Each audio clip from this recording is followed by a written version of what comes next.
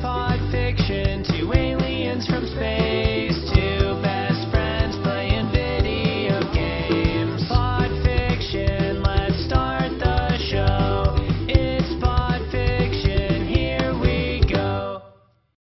Ladies and gentlemen, welcome back to Pod Fiction Podcast. Yay! For those of you who stick around for the podcast, Congratulations. it's been a dry spell. We're sorry. We're sorry. We've been doing the Let's Plays, which is basically like a podcast, but with video games in the background. Exactly. You get to like actually look at something. I might do like a campfire background for this one, or maybe a massacre. Who knows, man? If you look at a campfire, there it is. Look at it. There it is right now. We used to only have like, for certain things, like there would be like just the what was it? Fuck, it's not called Audacity. What the fuck was that stupid SoundCloud? Oh, okay. We used to have like just specific SoundCloud and Apple Music people that could listen to our podcast there, but then that cost them money, and I said out. Yeah, do we like generate anything off of those anyways? Like views, we got quite a bit of views. Some people specifically listened to just SoundCloud, which was nice. Shut up. You're a fucking liar. This is a Pepsi? You told me it was a Coke. Coke Zero, Pepsi Zero, who gives a shit? I like Pepsi, I don't drink Coke. Oh my fucking god. It's fine, I got a water. Has it got aspartame in it though? I don't drink aspartame. I suck. I fucking get out of my house. Does it have aspartame? I don't fucking Aspartame's know. bad for you, it's also in gum. You chew gum like a motherfucker. When's the last time you saw me chew a piece of bubble gum, Brandon? Oh my fucking god. Carbonated water, caramel color, Okay. phosphoric acid, aspartame. That's in there. Nah, you can't do it. Can't do it, Doug. Put Okay, it back. putting it back there. I'll take it. I'll have it. It's too late. It's gone. It's in my reserve tank. All right, let's get to the topics of the evening. What do you guys want to hear? We'll wait till you tell us. We're not going nowhere. Anyone? The crowd's pretty quiet. Last time we interacted with a crowd, we closed down an entire venue. So Yeah. don't answer the question. They reopened, so... So, new management, old management, good Bad gigs, shit. bad gig. Bad gigs, bad gig. Oh, God. You were actually telling me that you thought that was pretty cringy, eh? Looking Yeah. back, like it wasn't very funny. No, Not that- it was not funny. It was very cringy. Did anyone record any portion of that, like they did the Makers Fest, or no? I think there might be a way. I think so. Yeah. We had microphones there. Oh, no, we had microphones that were talking to them. Then we said, fuck the microphones, because it's annoying hearing me say my own joke with crickets. That was not recorded. I don't believe it was recorded. No, I mean, like, did somebody physically record our face? That's what I meant. Oh, no. Like, remember at Makers Fest how Kelsey recorded it for us? Oh, yeah, the video.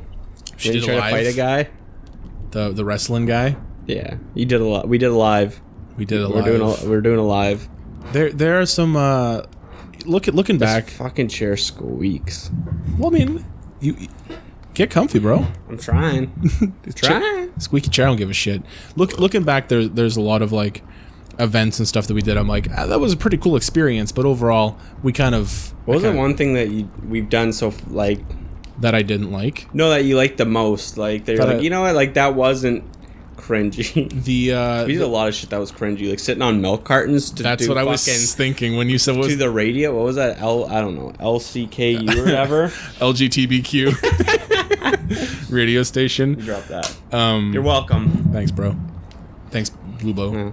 We had to sit on milk cartons because there's only like fucking 2 chairs. And fucking racist Steven got a chair and fucking. Then we had that fucking random dude that was just talking about random shit, and it was like he was talking about like war and fucking rape. It's like, dude, this is the radio. This is public access radio. Yeah, I don't understand why that guy let that guy on, but at a certain point, like I'm thinking for him personally, it was kind of like, let him stay on, because if I don't, he'll probably fucking stab me.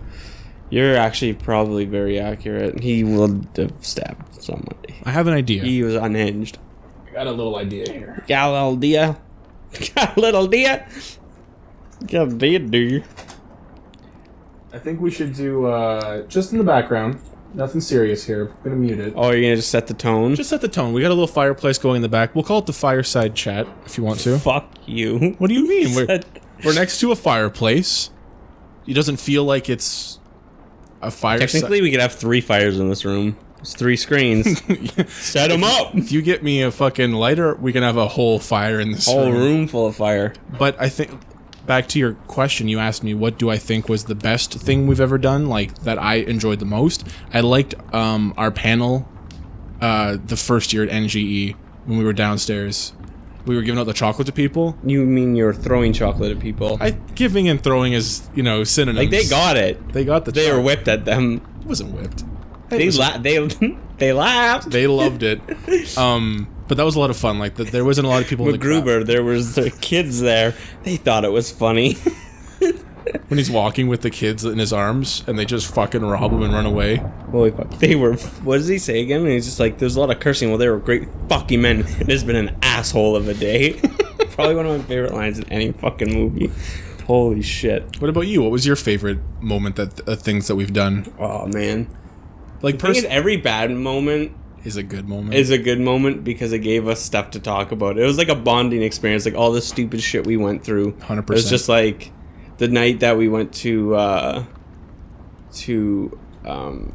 what's it called? We did the podcast for the first time and we hung out at the pizza place. Yeah, because we didn't want to be early. Yeah, and we just like came up with and your mom wouldn't let us come over. Fucking... We had to sit at the pizza place like for fucking 2 hours. And it was the middle of winter too, which was the worst part. It was really cold out. I don't remember how it exactly happened because through most of my life I typically blur out the times my mom's mean to me.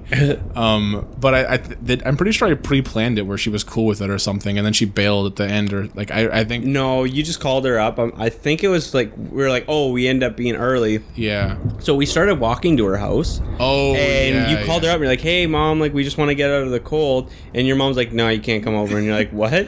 She's like, no, you can't come over. No, like reason why. Just you can't come over. That's my mom for you. Yeah. Thinking about it now, you know what? Okay, here's the thing. I'm thinking of it like, what if my mom was like, I don't know, like a double agent or something really cool, like just like fucking like killing someone in the bathtub. You can't come over. I'm busy doing something right now. Even if that was the case. Not impressed. not impressed. Don't care, mom. I could have came over. I could have just chilled. The way that it panned out, though, going to the pizza place, getting ourselves a za and just kind of kicking it, ended up being a pretty good evening anyway. Don't touch me! I don't think you're wrong, though. A lot of the times where we like go to do something, regardless if it sucks or not, I think we just kind of like have... We make the best of a bad situation, but the best situation probably doing conventions. I think. Yeah, that's the convention was like the funnest. Which one was the funnest one? Definitely would have been the North Bay ones. But those were fun, but they weren't like I had a blast. I lost money, so I wasn't like super excited. I liked our first convention a lot. Also, I had to sit with that weird kid who kept telling me he cried to fucking music. Like, see, here's the thing, Brendan. I forget about these moments of like. You selfish fucking me over? Yeah, that's exactly. You playing video games with my girlfriend while I have to entertain some random child? Bro, at a convention that had 3 people. She was asking for a rematch. I'm not gonna rematch. Like, if your girlfriend's good at games, I don't know what the fuck to say.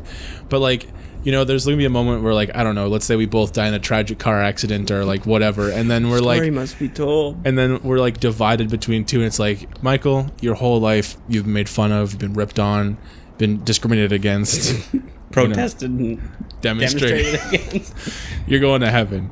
Brendan, you did all the opposite things to him. Exactly. God puts in like a VHS of all of my misplays in life. It's a VHS. It's like fucking... What do you think God's got Blu-ray? What is it? Jerry's Mind Blowers? You think God's got Blu-ray? Yeah. I think he can afford it. It's got Jesus commentary. Oh, this is a really good one. Yeah, I think the first convention was a lot of fun.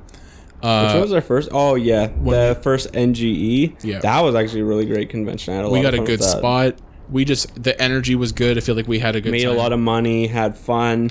It was like our first experience like going like into public, and everyone was like really nice, so that was cool. Just kind of got weird after a while, you start seeing the same faces. Yeah, it's just like stuck in the Groundhog's Day. It's kind of like I would assume what it's like to be a Trekkie going to Trekkie conventions. Yeah. It's like just weird when nothing's maybe I'm changed the weird after one. a couple of years, right? Maybe I'm the fucking weird one, Like, why am I coming to this? It got like it got to a point where we had nothing to sell anymore, and I was just like, why do we? It didn't do anything for the channel. I feel like personally, we just stopped kind of selling. I think we had big ideas for the show in the beginning, and then when the reality kind of sunk in about how it kind of works, we took it in our own kind of direction, which was like, fuck, we're lazy. So yeah, I wouldn't, honestly, man, I wouldn't really call it a sense of laziness, because in terms of a channel, we always try and do something fun and new, like, just because... Well, like, every year we put, like, effort into something different to try to get it to, like, get better, so it wasn't like... Even if it's a flop, I feel like we just have a good... I think just at this point, we're just so tired of, like... I don't like doing conventions. No, me neither. I feel like we don't sell like ourselves. Doing them. What's that, sorry? I feel like we don't sell ourselves anymore. We're just kind of like, because that was like the first and second. You guys are fucking sellouts, dude. It's fucking sad. I used to like Pod Fiction, but you guys are sellouts. Fucking posers. We did dude, sellouts. You give me $10, I'll sell the fuck out of whatever you want. Exactly. I don't care if you sell me Hitler cream. You sell me whatever, dog. I'll fucking... If you're paying me for something, I'm a hardworking man. I'm gonna give you the product you paid for. Yeah. Oh, dude. Like every week, I'm like, should I cancel my channel or just keep going?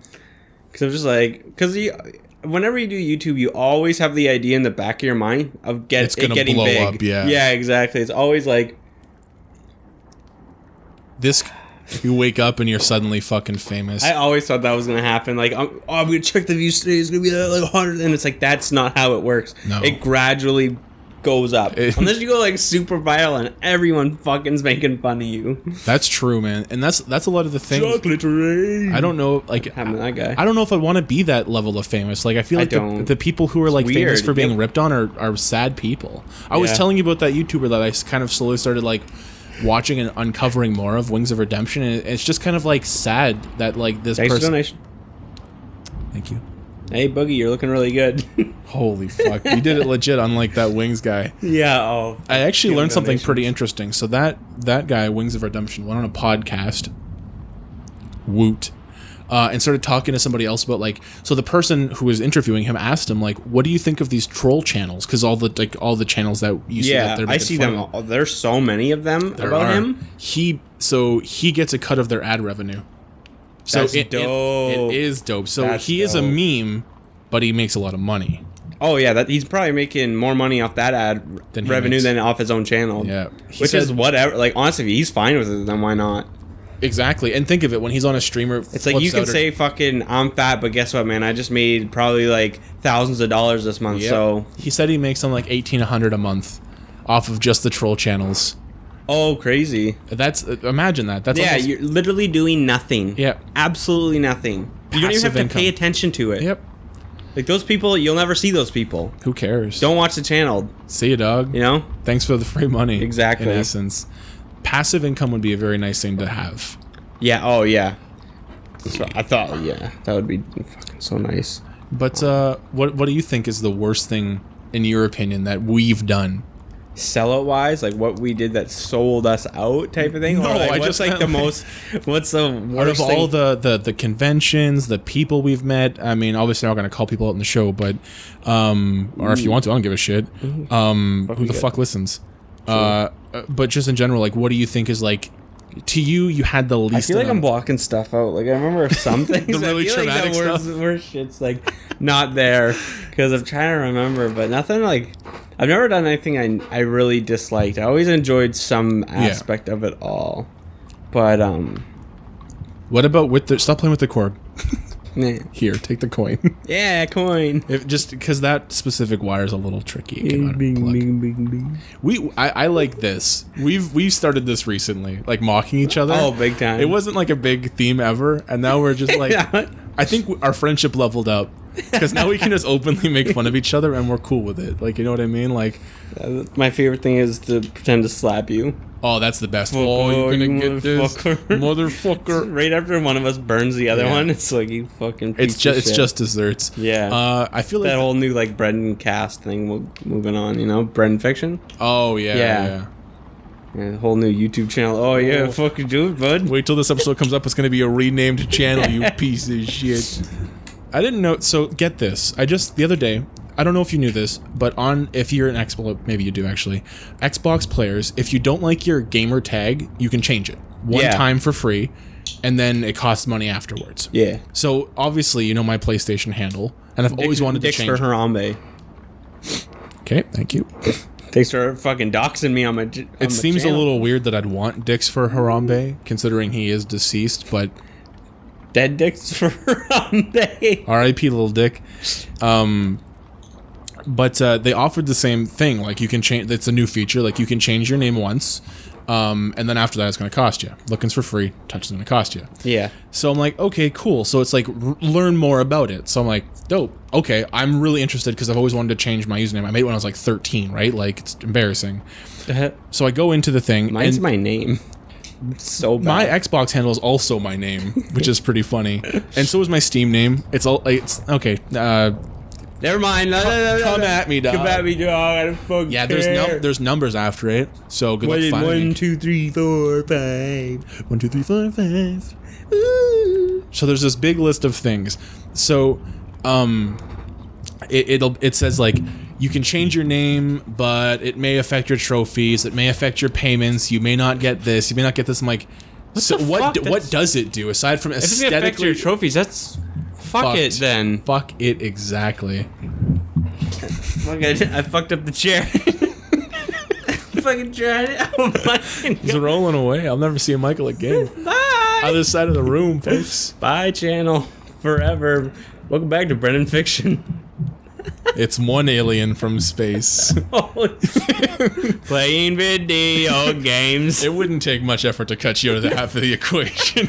It's just like a black box that blows my face. No, it would be a white box. A white square. Because that's what you were. A white square. Fucking, we're getting digging deep. I love you.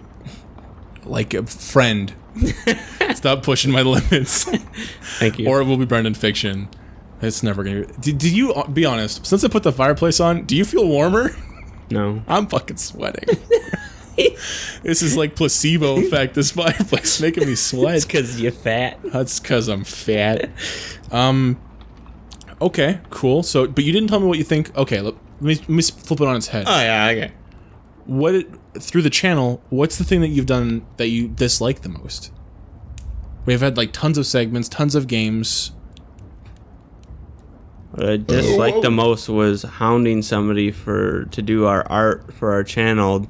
Yeah. For them to give us a fucking embarrassment of a piece. Yeah. And this person's done art for me in the past and did a good job, but this was pathetic. Like, is bad. it was bad. I had to hound them for fucking weeks. It was a couple to weeks. finish. Yeah, and like they're getting mad at me, and I was like, I already fucking paid you. I hate paying people before they. Yeah. That is the one thing I need to stop doing, which I do. There's one place in this world that I trust. It's McDonald's. You pay them, and they always deliver. The product might not be exactly what you asked for, but you get your product. Paid for. And more if you want. You know what I mean? If you want. I'm on the same page as you. I absolutely hate when This video is not endorsed by McDonald's by any means. If you want it to be. I fucking love McDonald's. I fucking love McDonald's. McDonald's ruined my life.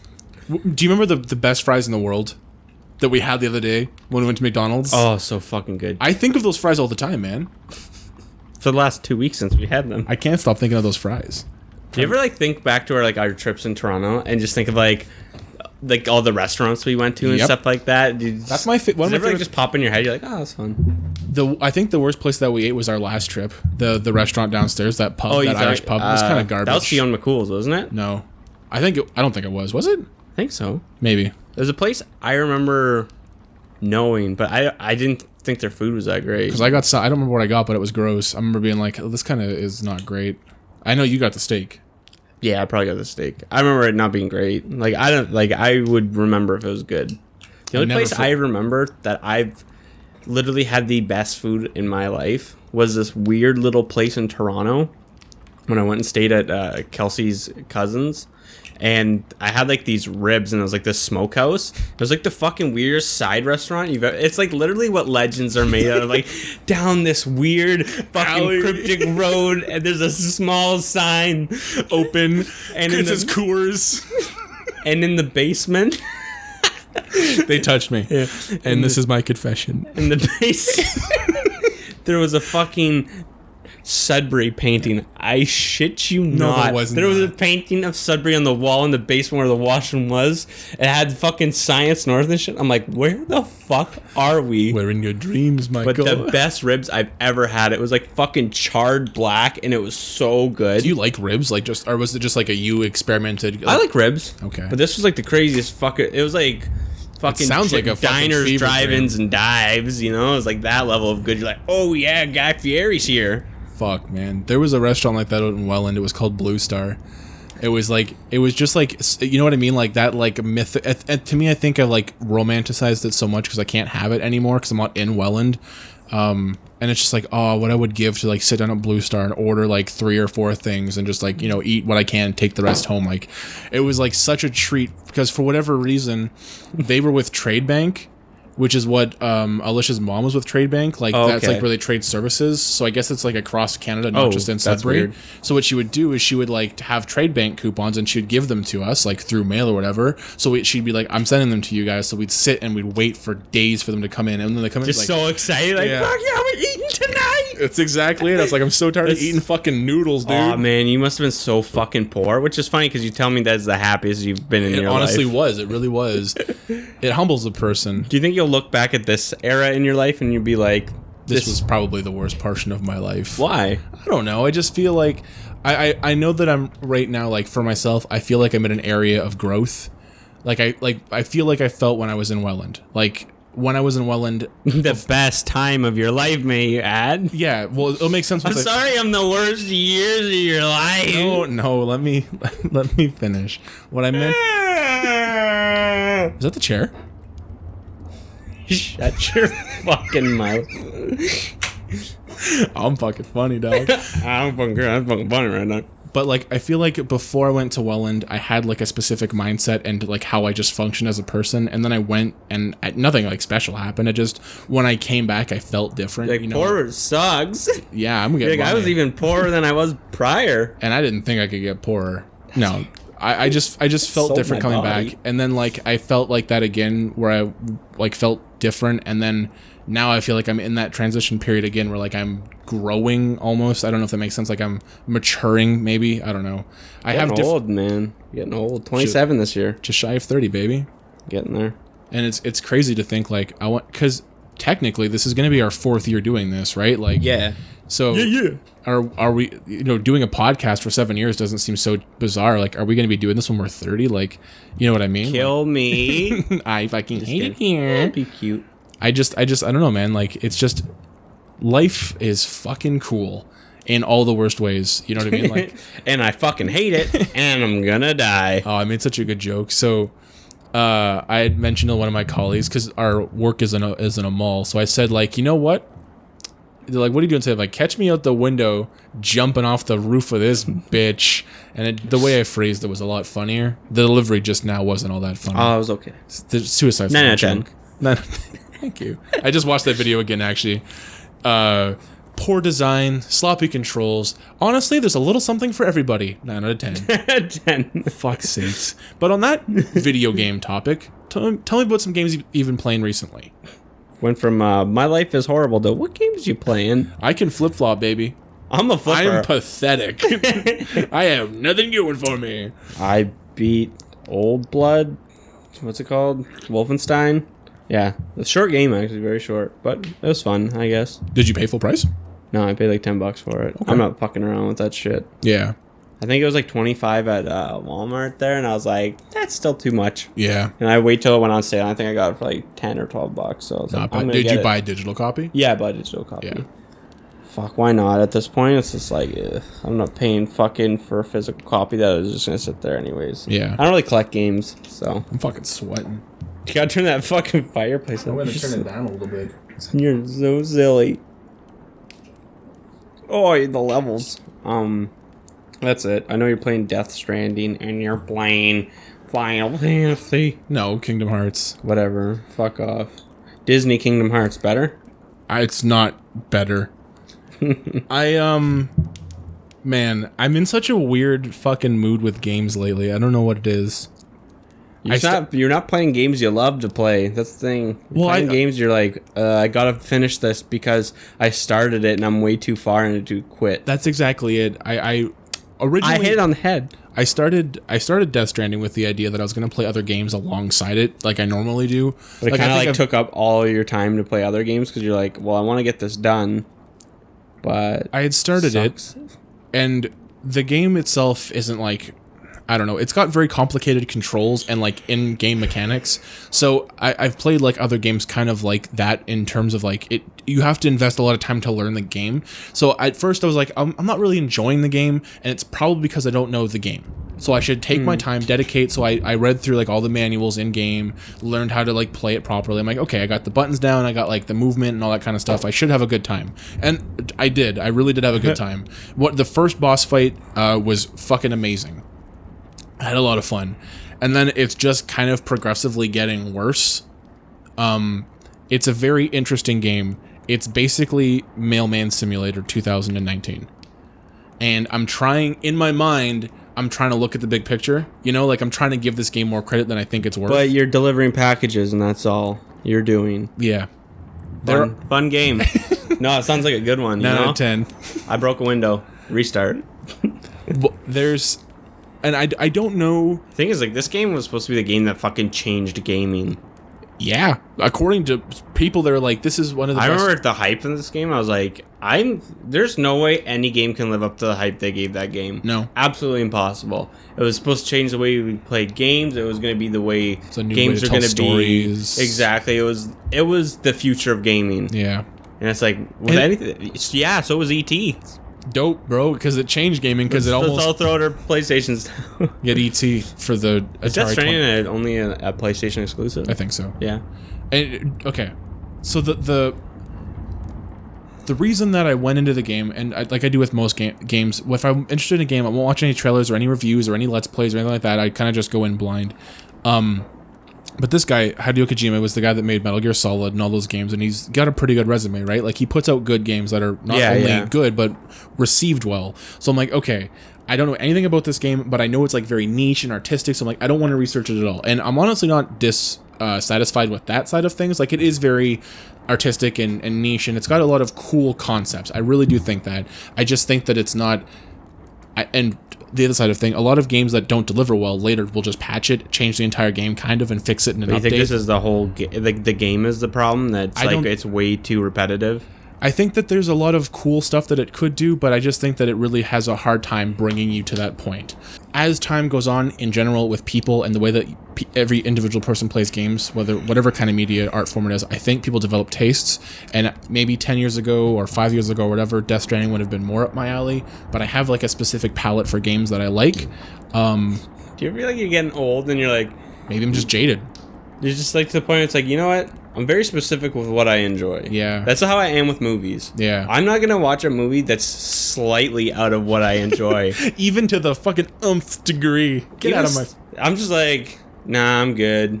Also, I'm fucking lazy as shit. I'm getting older. I'm just getting more like... It's funny because I talk like I'm like 47. I'm 27. I'm 27. And I'm just like... I'm already just like at the point where I'm like, fuck it.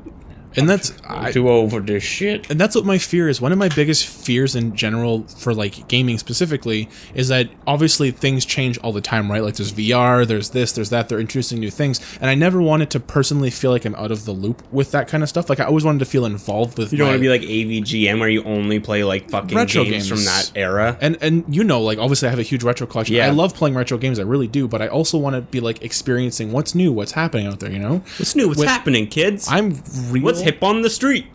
So the other day when we were at your place and Kelsey was playing Kingdom Hearts 3, yeah, I was like, so in my mind, I know like, man, I want to play this game. So then you go and play a retro game. I went and played the first one because I know that they're all very story driven and there's lots of games in between each one. But I was like, do you want to play every single game leading up to that game? No, was that just one? You just want to get kind of like back in the groove because that game was kind of fun. It looked pretty cool, so I'm like, I wonder what one offers. And the Kingdom Hearts 1. If I would have played it when it was like when it came out, I feel like it would be one of my favorite games. Yeah. Unfortunately, the controls are super dated. It's got what's called like it's hard for PlayStation 1 and 2 games because it's just it's not rough. It's not fuck. It's so weird because it's hard to put into words what I'm trying to. There's two different land sharks.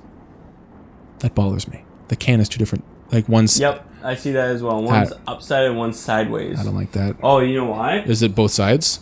Whew, thank God. I was gonna have a heart attack. Fuck, man. Holy fuck. Scary. What the fucking year are we in there, bud? It's like a 2009.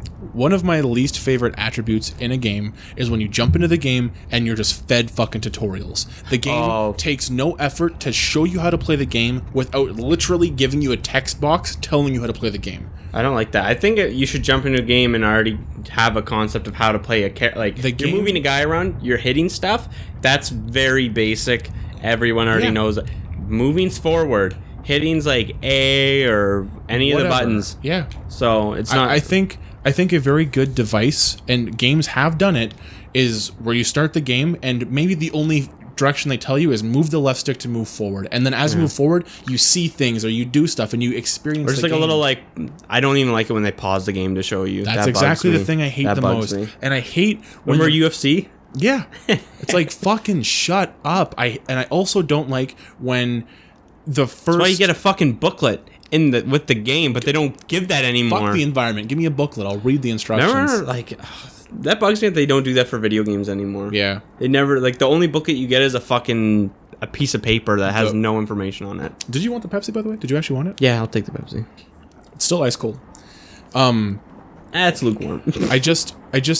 So keeping that in mind, I hate when a game handholds you through the beginning and shows you how to play the game, and I also hate when it's so cookie cutter that this was the tutorial mission and you have to go through it for an hour and a half, when in reality if you want to play that game a second time you have to do that all again, where you could make the tutorial portion fun and part of the game integral so you're learning the game. But Kingdom Hearts doesn't do that, but it still sucks. Which is the problem, because I don't know, for me there's certain things that for a bag of box Pringles. That's me being a spiteful turd because I ate one of his muffins. That is so fucking adorable. That is $1.20. That's $1.10 right there. There's the Costco muffins. That's I don't know. That's enough for one. So you left $1.10 there. It's my Pringles. Leave me money. It's like one of those community boxes for books. Where you go and you take a book out and you leave a book.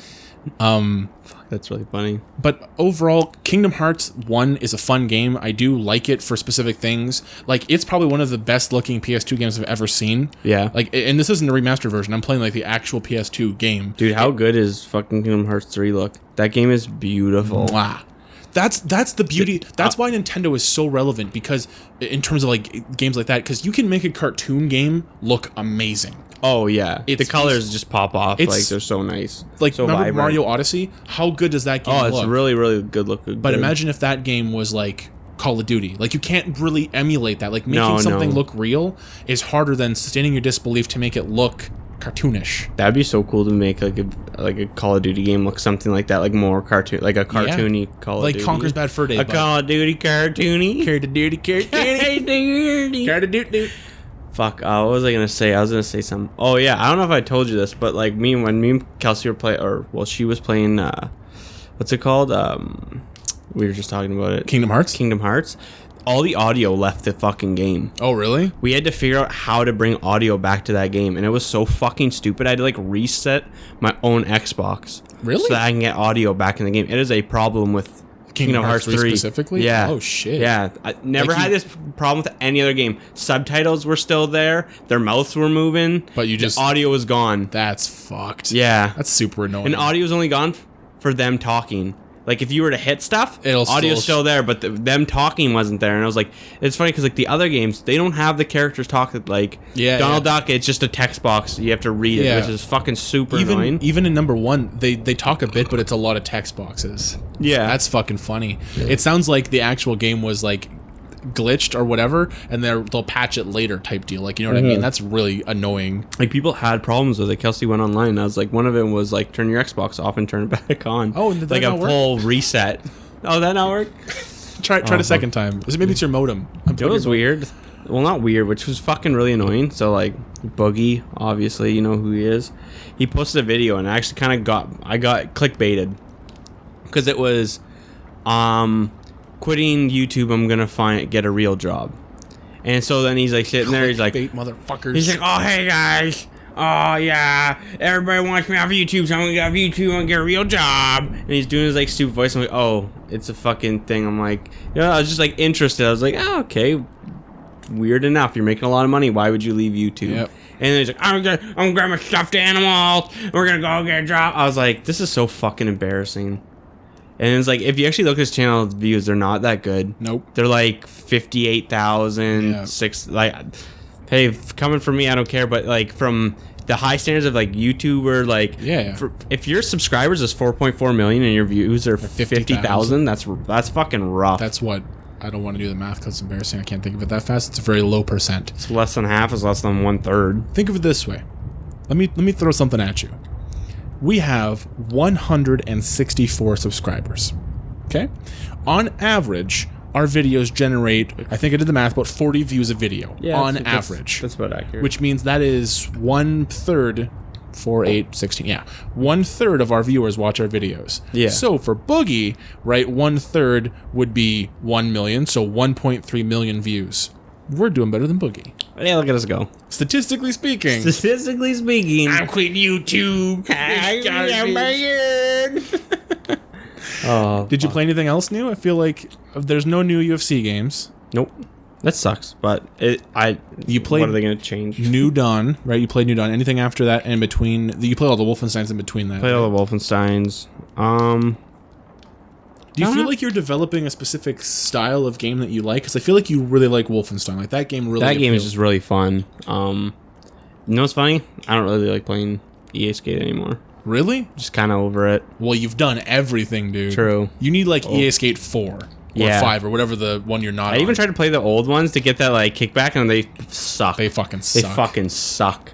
And I was like, whatever. So few games aside from having like super nostalgia for them that I can personally say that like going back is an actual enjoyment. Yeah. And even the ones that I'm like, I like going back, they're PS3 games, and those ones are kind of cool. You know what I mean? Like aside from like old Mario games, Banjo-Kazooie, like stuff like that. Like, there's not really like a Demon's Crest being the only other exception in the old Pokemon N64 games, and all of these games, and all of these games, and all of these games. But there's not a lot of games that I truly, truly, really enjoy. Yeah, you know, I've only seen like one horror movie since my surgery.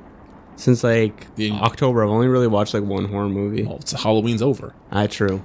Yeah, I haven't had Black Christmas again. Fuck, I really don't want to watch that movie.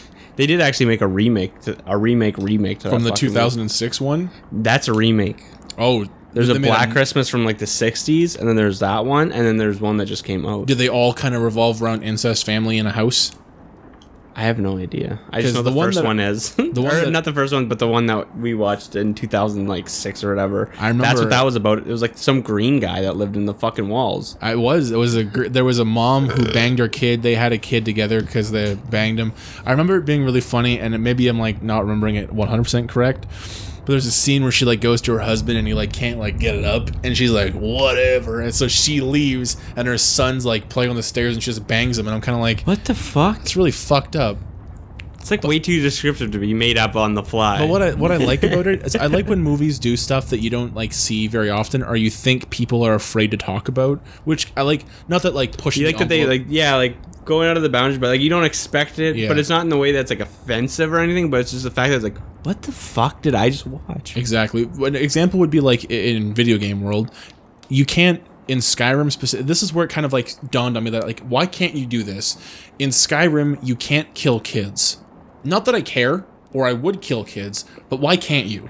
You can literally kill almost fucking everything, dude. But why can't I kill a kid if I wanted to? What, that's where we're drawing the line now? Like, you fucking kill a little prick? But what they'll do is, like, for example, if you play as, there's two races that aren't, like, humanoid. It's Khajiit, which are cat people, and then Argonians, which are lizard people. And they're humans and the such are openly racist to these people, so they walk around like dirty Khajiit. It's like, that's fucking racist because I'm a race. This is me being a race. It is an actual racist, but it's like it's cool made up, so cats. It's okay. Yeah. It's because it's cats who can be racist. Oh fuck. Man, fuck you. So Brendan and his buddies got together, excluded me because I was kicked out. Started D&D. Oh, no hard feelings, man. No hard feelings. It's all good. Much love. Whatever the kids say. So they do like a D&D night almost like every second week. Yeah. And so I did it for a bit, and then I kind of just got a little bit over it. It was just like, it was just really long. You did, yeah. I enjoyed the battle. The battle was a lot of fun. The ships I can't stand. The ships I can't fucking stand, dude. I didn't like. I don't know. It's hard, like. The story was okay, but I don't know. I just had a different idea. Like, I knew I was playing a game. Everybody else kind of wanted to feel like this is the world, and I'm like, nah, it's a game. Let's do fun shit. Yeah. I pulled Brennan's pants. Well, I tried to. Fucking keeps rolling too high, but he has fixed dice, by the way. You gotta pick the stats. Like, you gotta fuck with me in a way that I can't beat you. Like, if you were to pick, like, for example, I have a -1 in athletics. So if you wanted to be like arm wrestle me, like, you would 100% win. Because unless I roll a 20, I can't. Which he always does. It's kind of ridiculous how high you roll their fixed dice. Yeah. So Brendan and his friends have been having a lot of fun with that. They're not Michael's friends. I'm just kidding. I love them. All know our feelings. I almost got Brendan to do a spit take. Almost got a spit take on you. Oh shit! But yeah, so I get to hear the weekly update or the bi-weekly updates on everything that's going on, because I still like to keep my ear to the ground, you know, shoulders low, of course, all that jazz. Of course, brother. But oh man, I love hearing. Honestly, I just love hearing the stories every week. Like, a part of me really wants to be back in it, because I love the experience of, like, all of us getting together doing stupid shit. Yeah. But part of me just doesn't want to devote 8 hours. That's my biggest problem. Is that it's way too long for me. Think of it's it my like entire day. It's like a sports highlight reel. Why play the game when you can watch the highlights after? You don't got. Why buy a cow when you get milk for free? You fucking bitch! I'll fucking kill you, dog. Why don't you call back, Stacey? Where are you, girl? There's I don't really know, like, myself personally, there are lots of things in D&D that I do like and that I don't like, and the things that I don't like I'm willing to compromise on. But I sometimes think to myself, like, how could I possibly make this, not me make it, but, like, how could D&D be more fun to everyone in the group? So I make a religion. So what? Or a cult. Not allowed to use the C word. But I because, for example, like, you loved the combat, like, that was your favorite, like, yeah, it was so much fun. I didn't mind the thing, but when we have to keep fucking pulling Adam away from Gold Roll for almost fucking ruining our place where we live, it's getting a little fucking annoying. Yeah, I love it. There was a moment in our last session that we had, actually, which was kind of funny. So stop fighting Gold Roll; he's gonna kill you. So there's been an ongoing rivalry with the blacksmith. So the blacksmith has this apprentice, and the apprentice and all of their other friends go to the tavern to drink. So Adam's like, I'm gonna get information from these guys. So he goes and he buys them a tankard of ale, or like an actual, like, a big cask. How much did it cost? It was like 200 gold. Holy fuck. Or 80 gold. I don't remember. It was like 80, and he tipped him. It was 200. I can't remember the exact numbers. Something along those lines. Anyway, I digress. So he brings it up. So Chris goes, in his mind, right? He's like, I have a vial of, like, super potent mushroom juice, so I could pour it in. And then they all get, like, crazy. They'll get fucked up, and then we could interrogate them and get the information. And it's like, all right, to me, that's good critical thinking. Super potent mushroom juice. So he takes it, and he goes to pour it in. So Kyle makes him roll a dexterity check, and he fails. So he just obviously, like, it wasn't like anything weird. Like, I guess you got to kind of think like it's like a bar, people like looking to have fun and getting fucked up. So, like, maybe it's a good thing, because he's drinking from it too, right? Like, it can't be that bad. So he, like, just, like, puts his hand up and pours it in. So the thing was, everyone in the room knew everyone in our party saw, except for Adam. He rolled that and he didn't get to see it. So the drinks are getting poured around, and then Adam's like, I'm going to interrogate this guy. So the guy drinks, but he rolls bad, and he's, like, immobilized, like, gone. He's just like a fucking vegetable. Zombie. Because think of it like it's the stuff that Chris drinks, like, passively is, like, enough to kind of, like, kick it and have fun. But this is, like, the most concentrated you can get. Oh, okay. And he poured it in the big cask. So then Adam, I don't think he drank, or he did drink, or he was off, something, doesn't matter. But he was like, I'm going to take this guy outside and interrogate him further. And Kyle's like, why? Like, why? Like, you know what I mean? Like, what's your matter of thinking of it? Because the guy's gone. So he gets up to, like, bring him out, and then Gold Roll steps in again.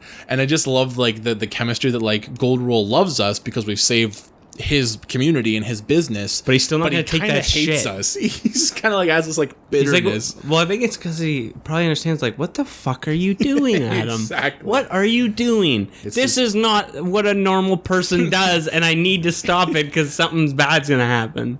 I'll be honest. There's the thing I love most about playing with everyone is that we're all different. They bring their own little dynamic to the group. So Kyle brings us back in time. Not back in time. Brings us to a pocket dimension, which is a replica of like where I'm from. So we go through this one. I almost die in the first section, and I'm like, I know we're going to the next section because we gotta get the second piece of the tablet. And I'm like, I'm done. I'm done with all this shit. I'm basically trying to like be like a philosopher in terms of like proving that this place doesn't affect my life in any way. For example, if I killed someone here, it wouldn't affect me in my real world. This is a pocket dimension, has nothing to do with they're real people, yes, but they're like a fraction of an idea, right? Because I was like, if in this specific spot I put a seed down and planted it and came back in 10 years in my world, will there be a tree? Kyle's like, no. I'm like, good. So this isn't me. This isn't my reality. I'm just an intruder here. I'm taking on. Is it like a fractured dimension where it's like whatever split timeline almost? Okay, so like if you change something there, that's a timeline that grows into itself. It has nothing to do with it. I like that type of what's it called? Time travel. Yeah. Where it doesn't affect. I think that's what they did with isn't that what they did with what's it called? Endgame and stuff. That's like they go back in time, but that is not the past that they bring forward. I fucking hate that because they did it so wrong. Not wrong. There's no they did it completely fucked, but like I enjoy that aspect. It's like, okay, if I go back in time, I do this. When I come back, it's gonna affect me. That was always my idea of time travel. So like splitting the timeline and do like, okay, the timeline I'm gonna come back to isn't the timeline, but that's their timeline that's changed. There's a very interesting and I guess bare bones way to think of it, of like time travel. Because obviously, one, it doesn't exist. Like we don't know if it exists. Two, how it would operate is beyond us. Yeah, exactly. It means literally nothing. So everything we do is just theories. But one of the most believable ones in my mind is that when you leave your reality and enter a new reality, either you live in a world with like two Michaels, for example, like every time there's another Michael there, or you just take the role of that already existing Michael kind of deal and you just have your own mind. You can never go back to your time. Oh, okay. That's like the one that makes the most sense because it's literally impossible to go back in time. That's like kind of how I wrap it around my mind. You think it's like so when you jump from like place to when you return timelines that timeline you jump back to is not your timeline because you would have changed something in a different timeline that would change the one that you originally left. Also, you're saying the timeline that you left is still intact. Yeah, but you're not allowed to go back to it once you change the timeline in the past. But you can't go back to that timeline either because that is a separate timeline. Exactly. So there's three different timelines, but there's infinite timelines. The best. That's a really cool idea. The best representation of it is the Legend of Zelda: Ocarina of Time. So what happens is, short and sweet version, you collect these 3 stones to open a door of time to stop a bad guy. The bad guy double bluffs, and he gets in there, and he takes this secret item, the Triforce is what it's called. He takes the item, and he's going to be like the ruler, like he's got it. Since you're a kid, you can't do anything. So what these sages do is they lock you in this room for 7 years so that you can go back and fight Ganon eventually. Like is that his story? He's locked away for 7 years? In the Ocarina of Time, you get locked away for 7 years. So that's why there's Kid Link and Adult Link. So you get locked away for 7 years. So what happens is since they lock you away for 7 years, and then as an adult you go and fight and defeat Ganon, at the end, Zelda sends you back in time to be a kid. So you could be a kid again, but that changes that timeline because that timeline no longer exists. Exactly. So the way the timeline works is you exist in the timeline, right? Because in theory, the very first, before he goes back in time... I feel like we need a chalkboard for this. It's all one timeline, because he's a kid, locked in for 7 years, and then at the end, they send him back. Yeah. So they send him to a brand new timeline... that never existed and prior. Now left a timeline without a link in it, because he left. Oh, okay. Does that affect future games? Yes. Yeah? There's where they're like, oh, this time, you have to go to this timeline, because when you grew up, that timeline no longer exists, because you fixed that problem and changed the way your future is. How they do it is kind of like that. They make... Do they kill past Link? Do they kill the Link that was... No! They kill baby Link! So this... interesting. So does this Link also know the memories of the past? So so how it works... He knows what he did! I'll tell you how it works. So basically, there's always a hero of time. That's like the mindset. Or a hero of rhyme. There's always a hero of rhyme. Separate people, dope dude. So how they make games afterwards. So in my personal opinion, fans of the series love to say that people in Zelda, like there was always an established timeline.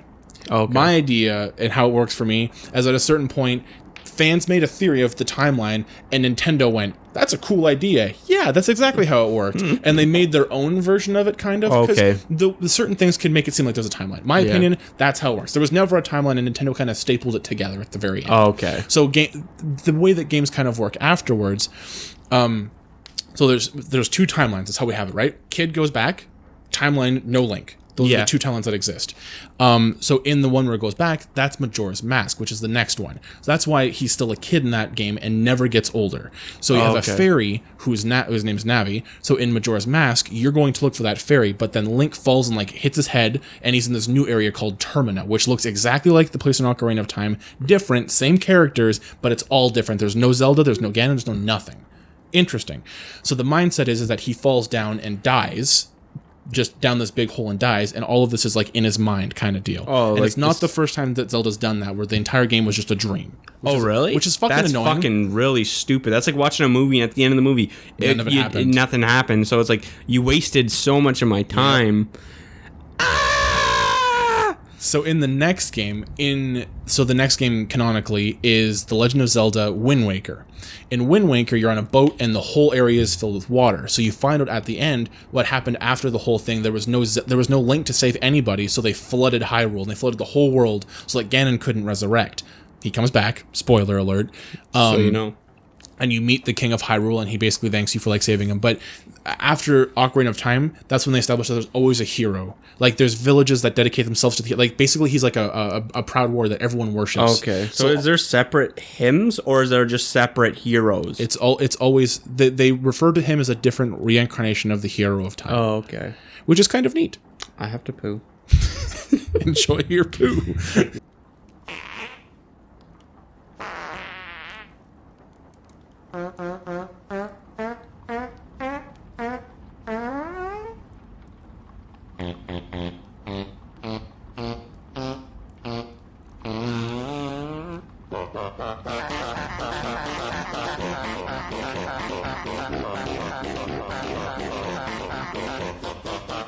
The only reason I really dissected like that was to talk about time travel. That was actually, honestly, the most interested I've ever been in The Legend of Zelda.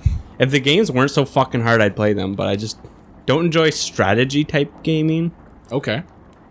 Do you think it's a strategy game? Kinda. Like, I played the original one, it's like... Does not represent the series well, in my opinion. I just never enjoyed it. Like, if you're gonna start... It's a hard fucking game. Yeah. Not gonna... Ocarina of Time would be a great game to start with, in my opinion. What system? That's the N64. Yeah, I don't got one of them. Okay. End of conversation. I think I've told you this story, but I'm thinking of it now. I may never have told the story on the show. Did I ever tell you about the time that person tried to tell me, there was a person that I knew a while back, that the Legend of Zelda Wind Waker was on the Xbox? Oh, wow. That's really the stupidest thing I've ever... Even the stupidest person knows that's a Nintendo game. They weren't a troll, and they're like, no, I remember. It was at my mom's house, and we would play on the Xbox. I'm like, I promise you that you're thinking of the GameCube, a box and cube, very similar sounding items. Not impossible. Box and a cube, both same shape. Let's get it hot. Get the fireplace roasting again. But yeah, I don't know. So the whole point was the reason why that's why I didn't like the Avengers. And again, that's not my personal, like, I didn't invent that kind of time travel. To me, that's the one that makes the most sense. Because in my opinion, I just think that's really a really cool concept for it. But in Avengers, I didn't like being fed the same thing again. Because I had just watched the movie. The thing is, it was an easy fix for a problem that you're like, oh, how are they going to solve it? It wasn't that easy thing is time travel. I just didn't want to see them get the stones again. That's a very accurate point. Like, will you ever watch that movie again? Never. I probably will never watch that movie again. It really bothered me that it was like, why? I thought it was just an easy way out. It was like, well, of course it's going to be time travel. What else are they going to do? Why? I wish they would have came up with something, an idea like time travel, but not time travel to do it, Also, the idea of the Infinity Stones is basically, I have unlimited power and I could do literally whatever I want. Yeah. And it's not used to its full potential at all in any of that movie. Even the stones individually are kind of dope. You could literally just... I don't know. It just seems like wasted potential. Exactly, and we should have seen the potential of each one of those stones prior. How many fucking movies did they have, Michael, that they could have done cool stuff with? But like every time they had the Infinity Stone, it was like hidden away. Yeah, or it was like that was what they were trying to like no one used it. Like in Guardians of the Galaxy, he held it in his hand, and that's kind of the only thing he did, and he almost died. Yeah, but it didn't show you what it did. No. The only Guardians of the Galaxy kind of, but they already had powers like that already. So what did they really need the stone for? You know what I mean? The only thing he used that thing was to go see Dormammu several times. Yeah, and he's like, "Oh hey, Dormammu, I got all day. I got all day, Dormammu. I got my day, Mamu." You're not wrong. I do think that they could have really developed that concept a lot more. Yeah. Again, to me personally, what I think is they write a script, bang it out, film it, get it out. You know what I mean? Like it's kind of at that point where they're so big. Shovel. It's like it's what we're seeing with these movies. Is they're not same. Terrible movies. They're just like. Let me throw something at you. Throw it. Do you remember a time when a movie would come out and then exactly like whatever a game would come out with it? And they were all bad. Yeah. They referred to that as shovelware. They would just push out a game just to get it out. I think that's what we're seeing with these Marvel movies. And again, you're not wrong. They're not bad movies. Some of them are pretty good for what they are. But to me, like, when you think of it, like, think of it going into like a video store and you buy the box set. All of the movies. Mm-hmm. How big is the box set really going to be? This big with tons of movies in it? I've seen them, and they're like wooden boxes, like about this big, and it's so expensive. And it was like all the 4K movies. I was like, and like I'll occasionally throw on one of the movies, like I'll throw on Spider-Man or something like that, just for fun to watch. But most of the time, I watch it once, and I'm okay with never watching. I feel like that's what they don't have like a high rewatch value with these movies. I there's a lot of movies that I like that are going to suffer from the same thing I'm going to mention right now. I like movies that, on an ideological sense, they could stand by themselves. They don't need other movies. Oh, okay. But if you watch one of those movies, it's like, well, what happened before that? Because they're always hinting at most of those. Yeah, exactly. There's so many hints to the franchise that it's like. But in the same sense, like that makes you feel included in what's going on. You're like, oh, I know what's going on here. And then you have someone that doesn't know, and then you're like, well, I get to explain because I'm the smart one right now. It's kind of neat in that aspect. It's the only franchise that can kind of do that.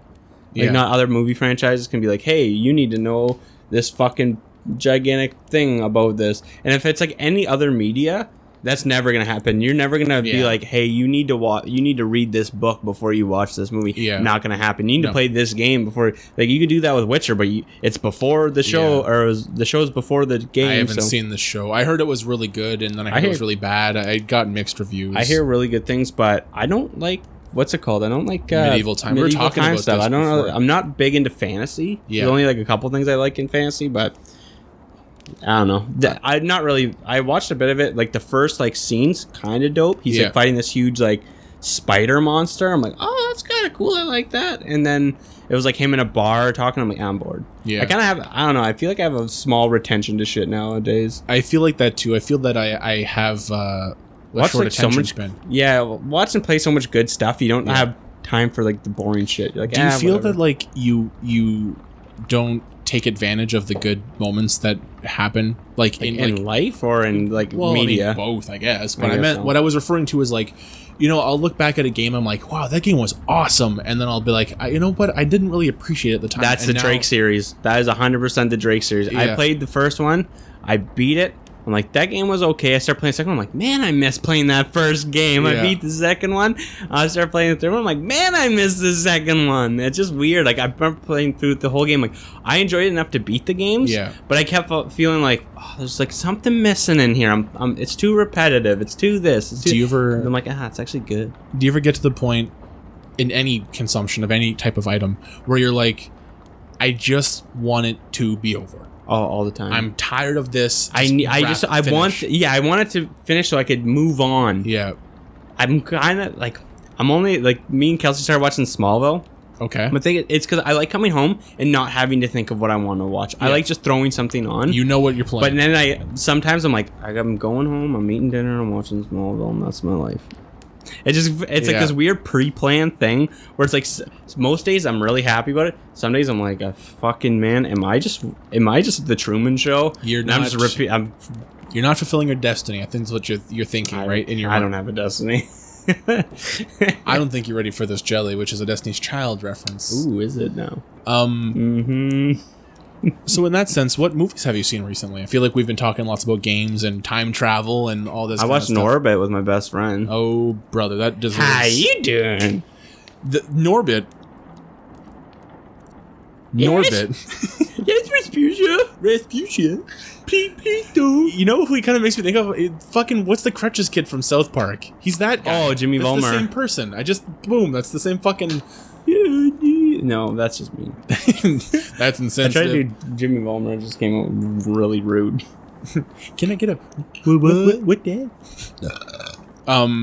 We were sitting down, we were having movie night. We weren't watching UFC, that was movie night, right? That's what we were doing. Like that was movie night, yeah. Yeah. That was that night's agenda. We're like, let's hang out, watch a couple movies. Honestly, it's nice to kind of kick back, not worrying about the channel, not worrying about anything. We just get to hang out with each other. And I love that. Like old time's sake, you know? Old bros. You think there's like... I'm trying to think of like things that... Like, you ever think like bands, like when like people start off bands with like friends and stuff like that, and, like, yeah, we hang out, we do music, then they become big and they're like completely ruins their friendship. Yep. Yeah. Yeah. Do you think that's why we started the show? Like, we were so like, I could give a shit if Michael hates me. I started the show because I wanted to see you more. Hey. Because you came into town, and at this point, Brendan had a very, very good fucking agenda of flaking out on almost everything. It was to the point where I was like, I don't know. I talked to Kelsey. I'm like, I don't know why I'm friends with this guy. He always cancels his plans with me. And so you're like, let's do a show together. And I was just like... then you're like, let's do a show together. You know, listen to this voicemail Brendan just sent me. What a fucking loser. Well, we met in the mall. Yep. We sat across from Hallmark. Yep. And you gave the idea of a podcast. I didn't know what the hell a podcast was. I was like... Well, I knew what it was, but I was like... It was still... This was like, what, 2000, like... Yeah. 16? Podcasts were... And I'm going to be honest, on their way out already. Yeah, but I was never like, I never listened to them because I never had time to listen to them. I never listened to them because they fucking suck. I fucking hate podcasts. Suck. They were big for like a very short time. Yeah. And then they were like completely, like I still listen to some podcasts from time to time, but no one talks about podcasts anymore. That's, you know what, you mentioning that, like, me flaking on stuff, that was part of the thing that, like... I mentioned you flaking, well, fuck you! I know, I never fucking liked you that much, neither.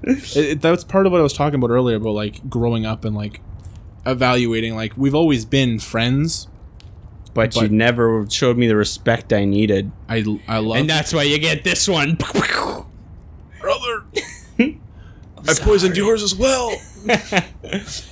But it was just like, you know, it's time to really evaluate what I want out of a relationship with, like, friends and stuff.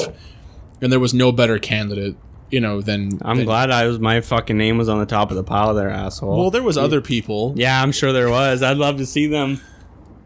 Nope, no one here. Who else did you fucking pitch the podcast idea to? Thinking that. No, you fucking tell me. Tell me! Joe Rogan?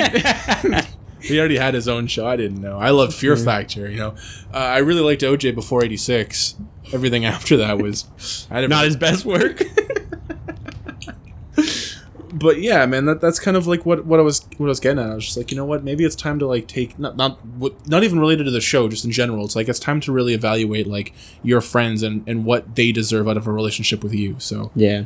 I feel like I grow up in increments, like, very small increments, like... I think of myself of like when I was younger, I'm like, oh man, I was fucking stupid. But I was a kid. Like if I knew now what I know then, I'm a completely different person than like prior. So whatever I did, you get over it. Fuck. Yeah. Just kidding. I did nothing to you. I love you. I'm the same way, you know, like people definitely change. And there have been people that I've like met since that I used to know that I was like, the person's a fucking doofus. And it's like, you know what? You grew up. You're a normal ass person. Yeah. You kind of get to the thing. Well, when you're younger, well, I guess it depends on how you grow as a person. Like when I was younger, you think differently of people, and then you grow up and you're like, you know, we're all just fucking people, man. Yeah, and some people are just kind of fucking wieners, you know, and you're like, you know what, it is what it is. But you limit your fucking group very small when you get older, I find, unless you're a person that likes a lot of social butterfly. I think that we're not like that. That's why we don't see it like everyone else does. Yeah. Because you'll see people mention like, oh, I was hanging out with all of these people. It's like, I don't even know how you could have 10 friends. Yeah, like... You know what I mean? Like, I have... Y'all are fake. Y'all fake friends. It's alive. And it blew my mind. So, today, I was speaking with Dave Grohl, and you saw me talking to him a little bit. Oh, yeah. So, just before that, he was at my desk. Ooh, because we were, like, working on... Like, he was helping me with a project task. And it was weird because normally, I always pick up a vibe of animosity from him specifically. Yeah, me too. And today when he talked to me, there was none of that. So it was 100% me, 0% him. That's just who he is. Like, he was super friendly. Kind of cut me off the other day, so now he's kind of a fucking dick. It's like, I was literally walking, and he walks beside me, and I'm like, why are you walking so close beside me? And then like he gets like maybe 10 feet ahead, and then walks in front. I'm like, you're the weirdest walker I've ever met in my life. I don't know if he's intentionally understand what he's doing, but it's like me the fuck off. It's such a piss off. It's like, oh, I'm moving too slow for you. It's like, fuck is off. the cane and the 6 crutches too much for Speedy McGee over here? Fucking Dave Grohl really gonna show me up with my walk-ins? Not in front of my family, not in front of my chillins.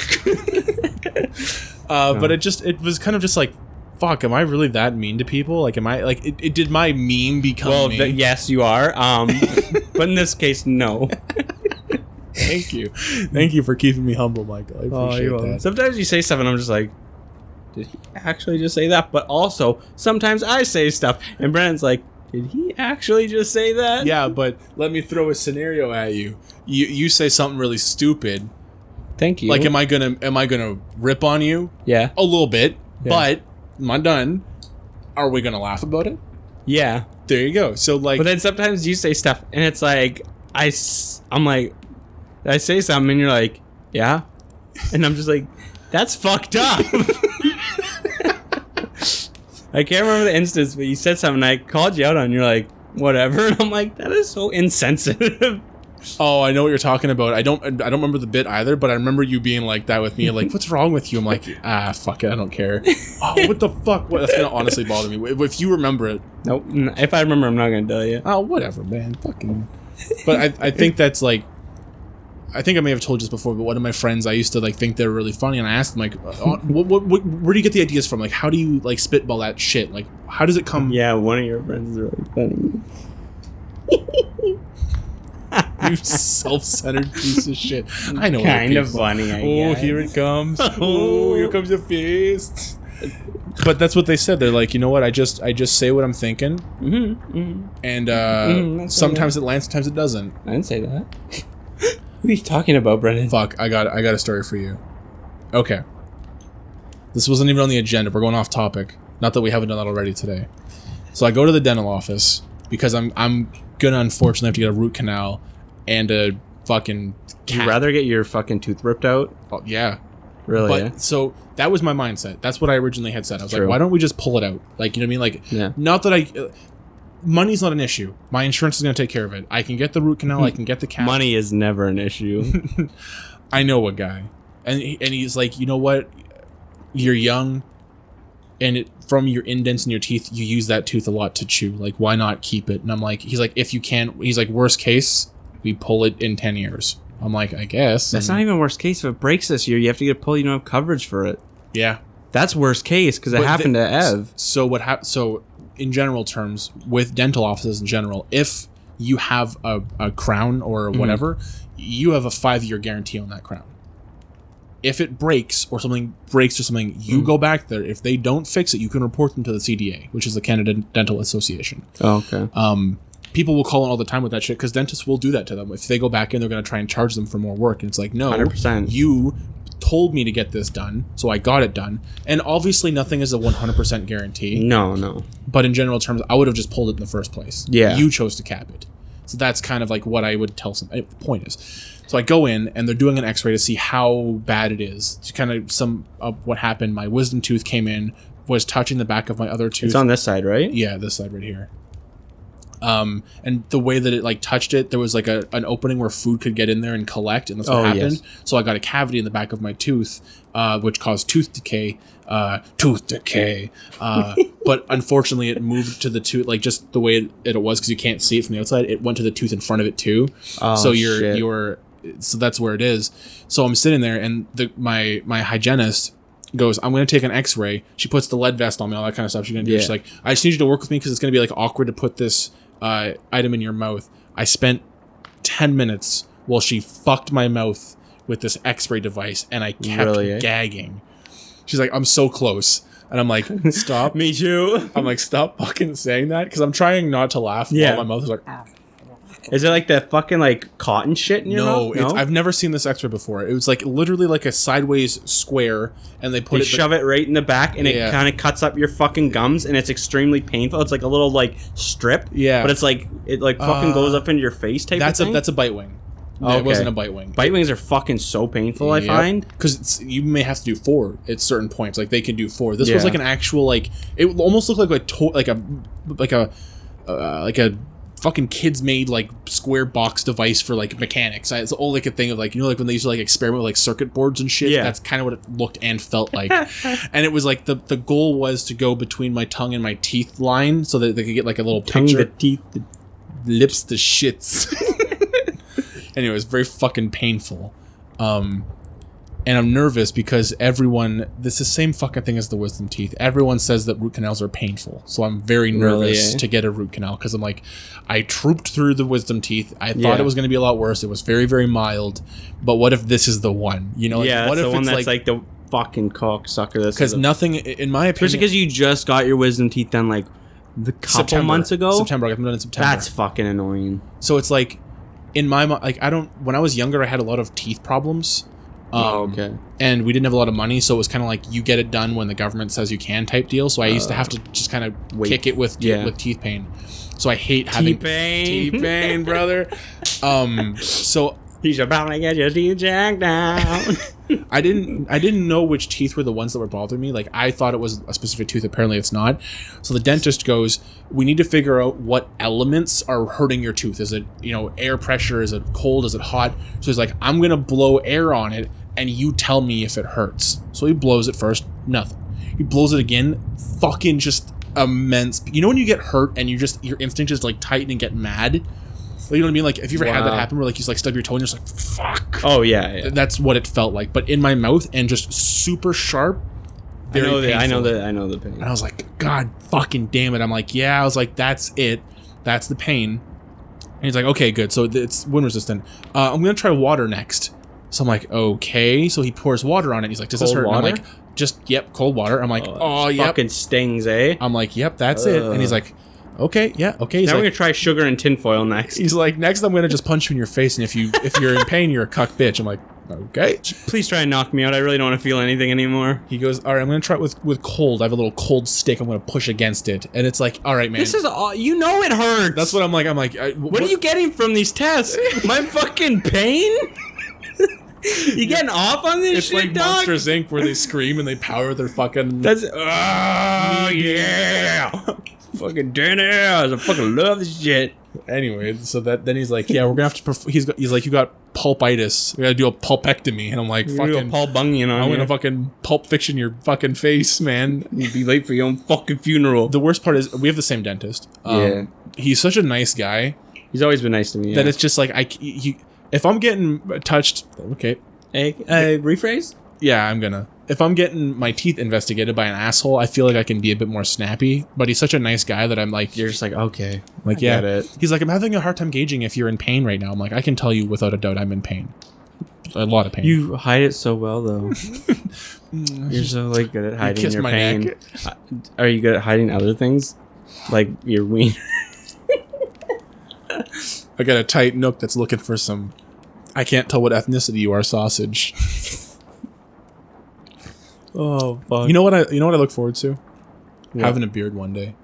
I can say a beer one day. I'm like, what? How old are you? Fucking 14? Okay, Dad. I want a beer one day. I am so sorry. So I'm gonna say that to my dad. You try.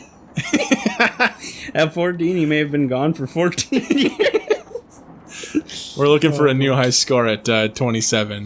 Holy fuck! Do you ever think you'll ever track him down? You're kind of over that. My dad's kind of a ghost.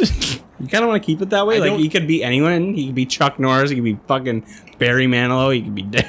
He's all the superheroes that I idolize, but suddenly he's also none of them, which is fucking funny. You should write a poem about that and post it on your IG account, dog. I will, man. Fucking the fall of my dad. Of my dad. It's really weird because sometimes I think of like, I don't know, like just siblings.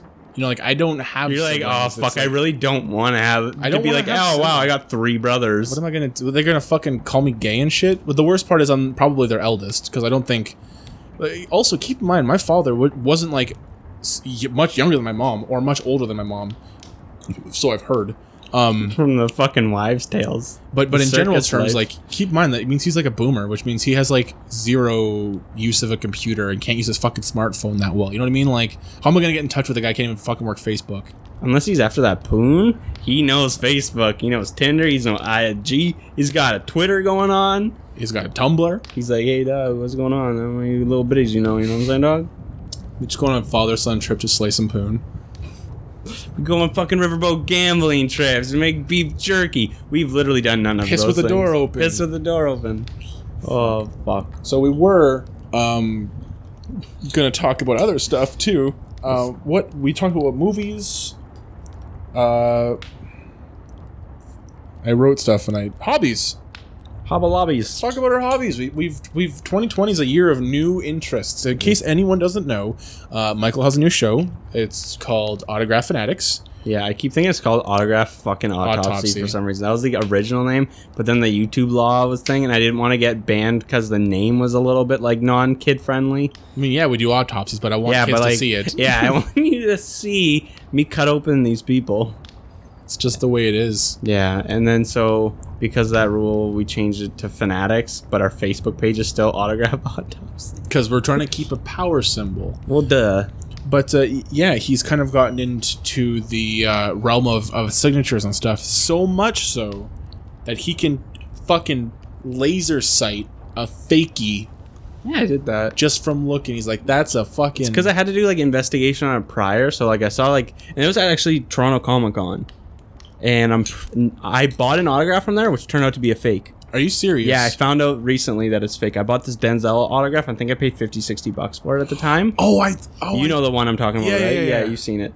So I looked into it like recently because it had this little like fucking hologram. I thought it was like COA.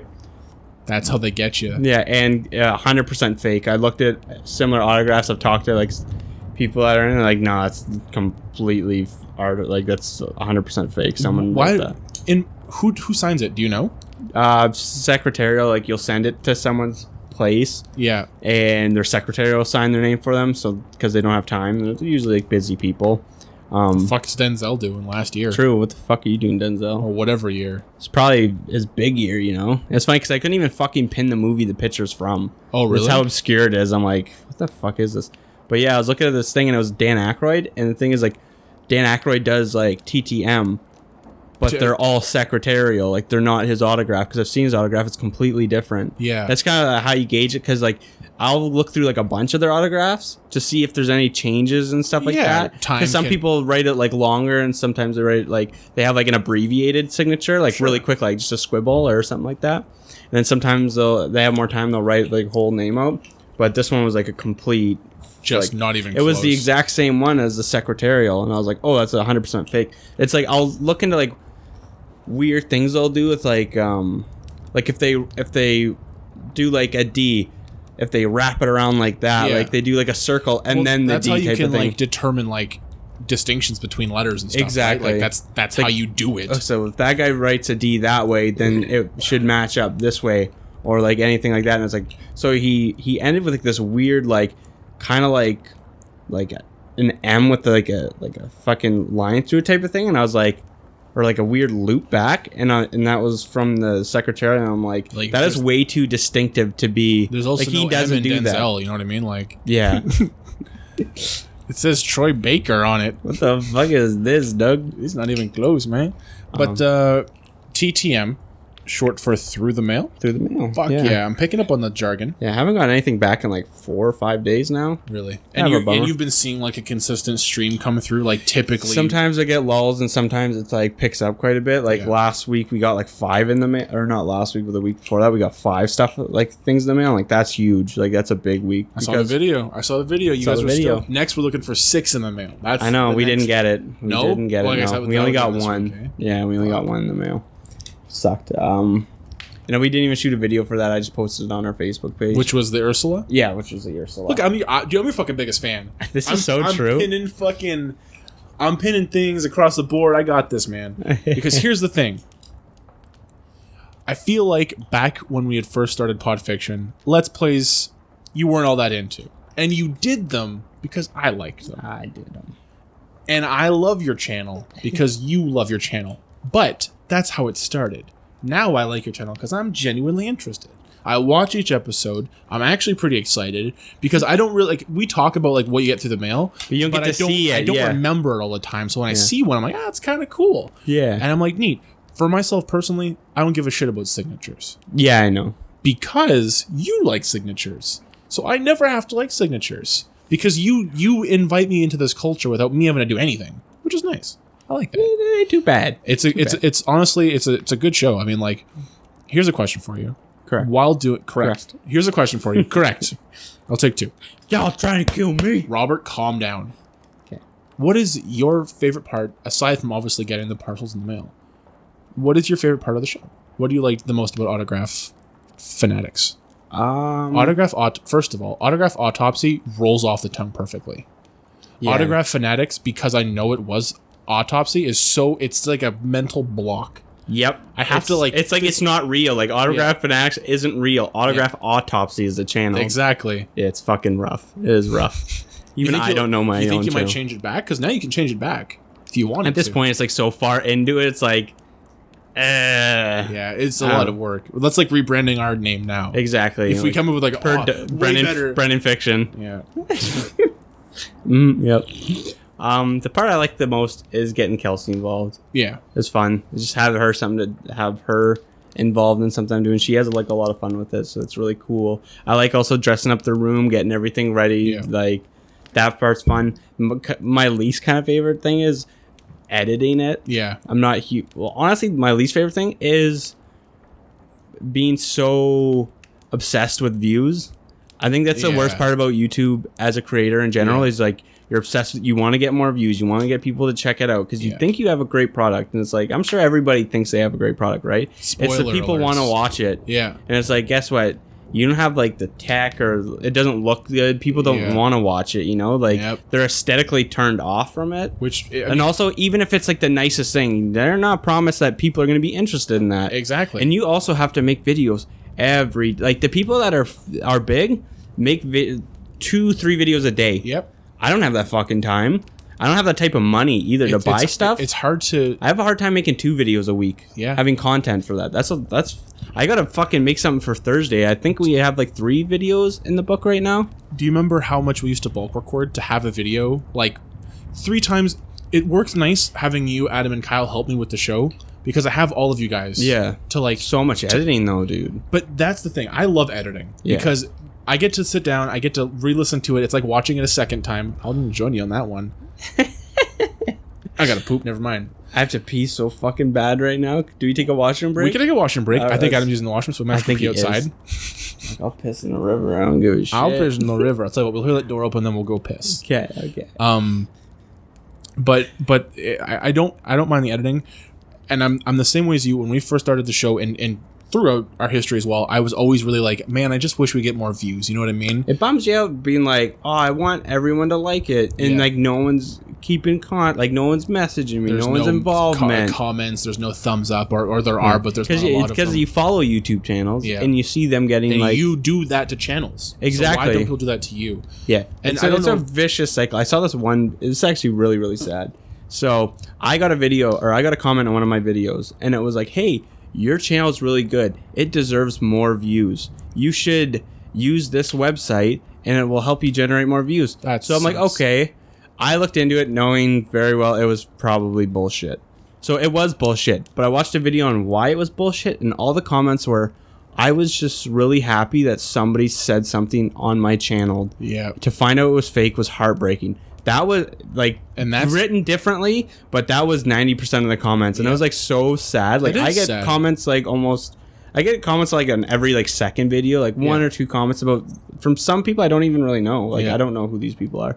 It's nice because cool poll, or you fucking suck. Yeah, you fucking. Did someone actually comment that on your video? No. Oh fuck. Brendan's all right, we ride.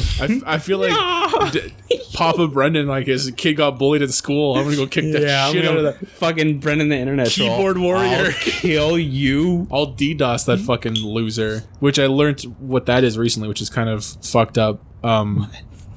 Well, obviously we know what swatting and stuff is, but DDoSing is where like you basically have a bunch of people overrun someone's server so they can't make content.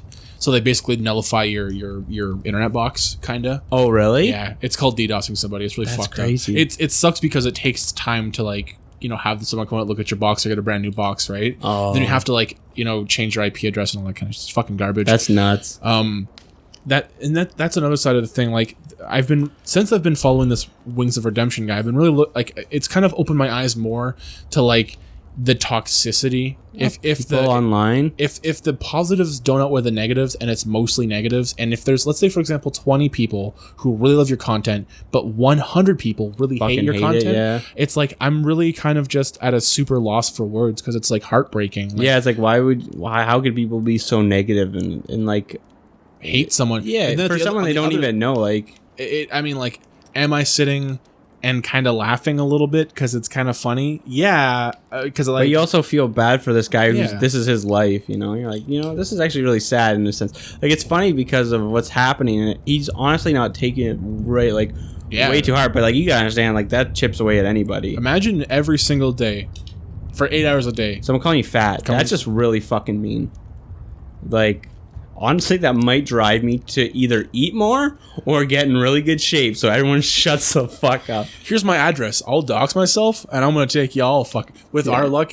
Our haters are like fucking bodybuilding, like samurais. Like, you're gonna fucking die. They're all just MMA fighters. Great. Honestly, though, you get a little meet and greet. Can you sign something before you beat me up? I woke up, but like, I got his fist in print. That's like kind of like a signature. It's nice. Sophistiger. Fist in me. Cut that last part out, please. I will, I promise, if I make it this far in the podcast. But it's nice though. I do agree, like, involving Kelsey in the show must feel nice. Well, the thing is with me as well, with you having like Kyle and Adam and Alyssa on the show for a while. There was a lull where I wasn't on the show for a bit, and I was kind of bummed, being like, everybody else on the show but me. What was your ankle? We weren't doing it on purpose. Oh yeah, I know. Oh no, that's no. Yeah, no, it's fine. Like, I can move around, okay, but yeah, sure, use that excuse. But after watching the content and really enjoying it, I was like, you know what, this gives Brendan a way to have fun with his friends in the way that he really enjoys it as well, and they get to have a part of like what we created, which is really cool. Yeah, and it's like, not only do like I was involved with something, they are involved with the same thing, and it's really like, it's nice to expose them to that, to get to the point where I was like a little bit butthurt about it, but then to appreciate it was a lot. Like, I don't, because you watch the episodes too, like, and I really enjoy them now. Yeah, I really enjoy them. They're so fucking funny, and it's great because I am brought up almost every episode, and I fucking love it. I'm like, ooh, it's me. They're talking about me. That should go to say how much of a, like, imagine if, like, how much I talk about you to other people. I don't. The thing is, people stop me at work. I don't know who they are, and they talk to me like they know me. Like, oh yeah, I was trained by Brendan. I'm like, of fucking course you were. God damn it. You're like one of the most. Well, obviously, I do have somewhat of a selfish knack to tell my life stories to people. I do love sharing stories, because we honestly, you, me, Kyle, Adam, Alyssa, anybody. Oh yeah, we're always involved in like. We all have like little things with each other, and it's like our own stories is spread amongst the group, and it's really awesome. Like, and it's just fun because, and I'll tell all those stories to people. Like, one of my favorite stories, and I'll still tell it to this day. It just makes me laugh, was the time that I convinced Alicia that the hole in the wall was her fault. That is such a great story. Okay, you know what? I want to do something. Okay. What is your favorite story for each individual person in our group? My favorite story with you and Alyssa is the fucking Monster energy drink story. Oh my! Where she's like, I dropped it, and she fucking that. Okay. I'll tell that story. Okay. Right after the break. Tell the Alyssa story. All right. So this story takes place last summer. We were going on a walk, so I had just bought my camera, and I was really interested in taking like scenic shots and all kinds of like bird shots and stuff. So we go out to, I don't remember where it was exactly, but we go out, and she's like, I'm gonna pop a couple edibles and get fucked up, because I'm like, I want to go take pictures, and she wants to get high. So you do you, girl. You do you. So we go. I have limited items. I didn't bring my like actual backpack. All I had was my camera bag and my camera and like my pants. Okay. So we had rock stars. We had packed rock stars. And I told her, I'm like, can you hold them? Because, like, I have my camera in my hands. I can't hold them. So she goes, yeah, sure. I think there was just one can. So she's walking. I look over, and she's looking at it, and she lifts it above her head and slams it on the ground as hard as she can. I look at her. I'm in shock. She goes, oh, I dropped it. I'm like, what the fuck are you talking about? You just super slammed it. She's like, no, I slipped out of my hand. I'm like, the fuck it did. But it was like, oh, man. Thinking of it now, like how it all kind of happened, like maybe like how it worked, like maybe it was like slipping out of her hand and she went to catch it and like lifted it and dropped it. But from what I seen, I think that my side is very accurate. Also, she was like 3 sheets gone. She was fucking wasted. Boom, Kobe. There was like no.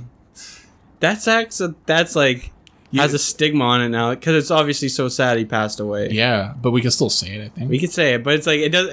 When you say it, you're like, oh, he did. You did. Yeah. That same day, like driving home because she was wasted, so I drove home. She was sitting and she kind of like she was passing. A picture of her and it's just like fucking Grand Theft Auto. She wasted. She like boops her head back and hits like her head on the headrest and goes, ah, and I didn't see it happen. I'm like, what? She's like, I hit my head, and I'm like, where? She's like, back there. Fucking absolutely annihilated. Oh fuck. So my favorite story. Oh, okay. So my favorite story of Alyssa. So this one night, there was a period of time where all I did was fucking drive her around places because she wanted to go and get fucking wasted.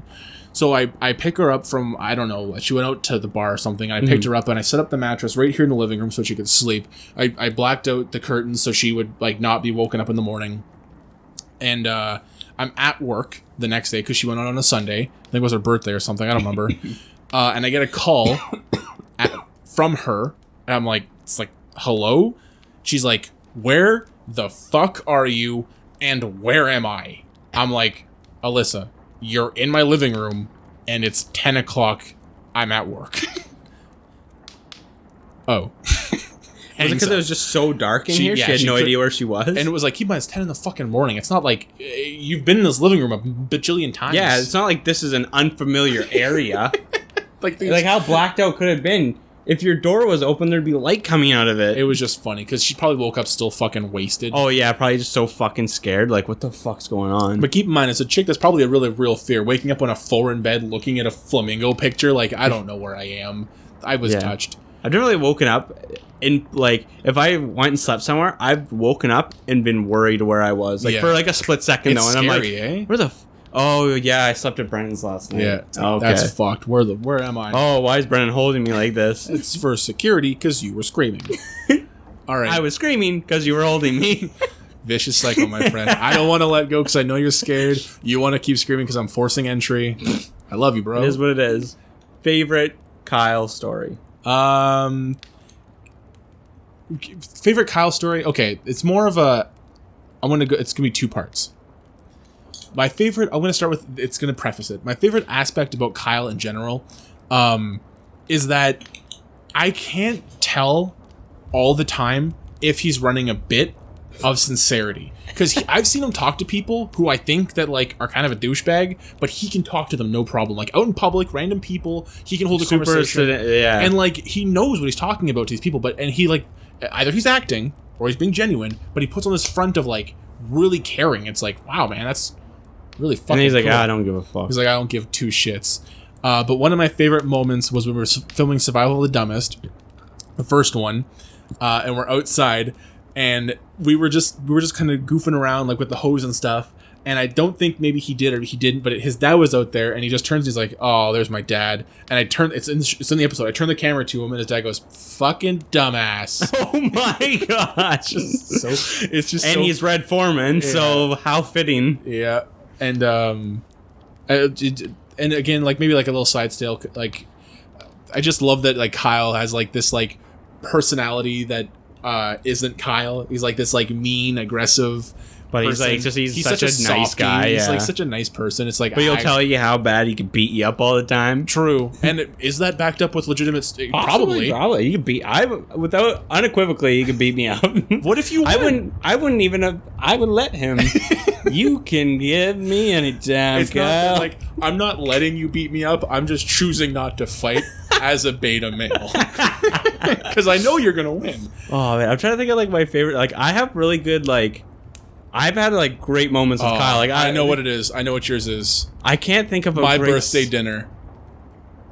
Oh my god, that is a great fucking story. I love that story. Yes, it is. That is the one. Okay, I'll tell the story. So we go out for Chinese food for Brennan's birthday. And so obviously we're all paying for ourselves. No one's paying for it. So we go out. Kyle already ate.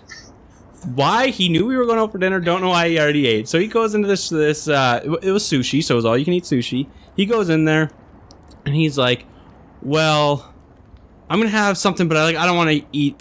I'm not going to eat a lot. And so I don't think he told the waitress anything. He got the all you can eat as well. Yeah. So the whole dinner, he's talking like, I'm not paying for this. I didn't even eat a lot. I'm gonna be talking to them, and I'm not paying $30 if I didn't eat $30 worth of food. So he's fucking rambling on, and it's funny for like a normal group of people that would kind of put a stink on the fucking night. You'd be not like, us. not us. We fucking ripped, and then Adam joined in with him where he's like, I'm not paying neither. I'm not paying neither. I didn't eat enough food, even though he did eat. I fucking love it, man. And so both of them are in this fucking like tight-knit group of that they're not paying, they're fighting the system. The girl comes up, best part, girl comes up, she's like, all right, how you guys paying? Kyle's like, hey, you know what? I only had a bowl of rice. I don't feel like I've ate enough. Can I just pay for my bowl of rice? She looks over at the other staff. She's like, yeah, the owner looks kind of mad tonight. I'm not going to ask her. He's like, okay, and paid for his meal. I've never had it happen where like the staff is just so like fucking scared of the owner. Like literally just like looked over and you could see that face of defeat. Like this person's fucking put miles on me, man. Like I'm not. Nah, I'd rather say no to a grown adult than go over to that old Chinese lady and tell her no. Because like here's the thing, as customers, we're leaving. She's staying there. Oh, 100%. With the old angry Chinese lady. Keep that in mind. Correct. Oh, black one. Real strong. Oh, real yeah. ugly. Not gonna get rid of this one. Holy shit. Oh. Okay. Favorite Adam story. Okay, you first, because I went first with Kyle. I feel like I gotta think of an Adam story now. Like, there's so many good Adam stories. I can tell you right now, without a doubt, there's no one best winner takes all Adam story. No, they're all. I have so many beautiful. Let me tell you the moment I fell in love with Adam, and I'll tell you, it was from the first moment we spent time together at Peddler's Pub. I knew that Adam and I were going to be good friends. I remember you telling me that. I've yet to meet this guy. You're like, his buddy came over and I was like talking to his buddy and we're all doing this Brooklyn accent. Ew! At this fucking pub is screaming. I'm like, and then it's funny because like I went to Peddler's Pub with you. It was like this is my girlfriend. Everything, like I'm introducing my friend to this group. I forgot about that. Was so awkward. It was so fucking weird. Because like, okay, I'll be honest. It was a whole like, hey, I hope you like this is my girlfriend showing like your parents like I really hope you like him. Like it was such a showing off. I don't want to lose these friends, man. Like I like these people. Like you fucking be cool, dude. Oh yeah, I remember being at them and being like, because think of it this way, like, this is so fucking like these guys are okay, I guess, but this is fucking weird. It was very weird because there's so many like you guys were looking at the TV making jokes off with. And I remember I kind of threw in a couple jokes, but they interpreted something else. I'm like, well, that didn't fucking land, and I'm like, so these guys are fucking. He's got the inside jokes doing Brooklyn fucking accents. I'm like, hey, I'm not. I start doing a Welsh accent. It's not landing. Hey, going, girls. I don't know Welsh. I think that's just like a place in Britain. No, it's called Wales. But if you're Welsh, you're from Wales. Welsh. Fuck, that was such. I forgot about that until right now. Actually, that like you don't remember that time you showed me off to your other friends? I don't. I burned it out of my mind because looking back now, it's very cringy. Wow, that sucks. That might be my favorite Michael moment. Wow, that's great. Oh, bug. But the moment I fell in love with Adam as a person was when we were watching Talladega Nights, and he just gone. He passed out, hand in the Doritos. Oh fuck! I remember you showing me the just picture. a comfy soul, just a fucking comfy soul. Like he's home, he's happy. You know, like I'm glad that. Because it's scary because you never really know how someone's going to be when you live with them, right? And that's what one thing I always find is like weird with people. You don't know. You're so like, you feel so safe with someone that you could just go unconscious around them. Yeah, that person can do whatever they want to. And you are literally the weakest. Yeah, when you're asleep. Exactly. Anyone can do anything. If they want to kill you, they can kill you. Dude. But you're so okay with it that you're like, I like it. This person will never hurt me. I've always had this bad. That's why I keep going through girlfriends because I keep killing. Stop giving me the opportunity. Let me fall asleep first. I will kill you if I have the chance. I've always had this bad track record of having a friend who then introduces me to a friend, and I like that friend more. And then you end up moving in with them. And I was like, I'm not letting that happen with Adam and Kyle. I like both of them. I'm keeping them together, and they're going to stay together for the rest of their lives. And when I met Adam, I was like, oh, fuck, I like Adam way more than I like Kyle. Like, because I just met them. Like, they're still really like, fuck, okay, I need to hang out with Kyle. We need to get interests. I'm working at this Well, you're scared that was going to be the narrative again, right? I didn't want that to happen. You're writing the narrative right when it happened. Right. You're like, why does he have to introduce me to a friend of his? Yeah. Why can't I just meet someone? Yeah. And it's funny because Kyle and I think, have a lot of very similar personality traits, but we also have very opposite certain things. Well, you guys have a lot of interests in common. Like you guys like both like magic, D&D, like all that stuff, all that loser bullshit. Yeah, fucking real douchebag. Wiener.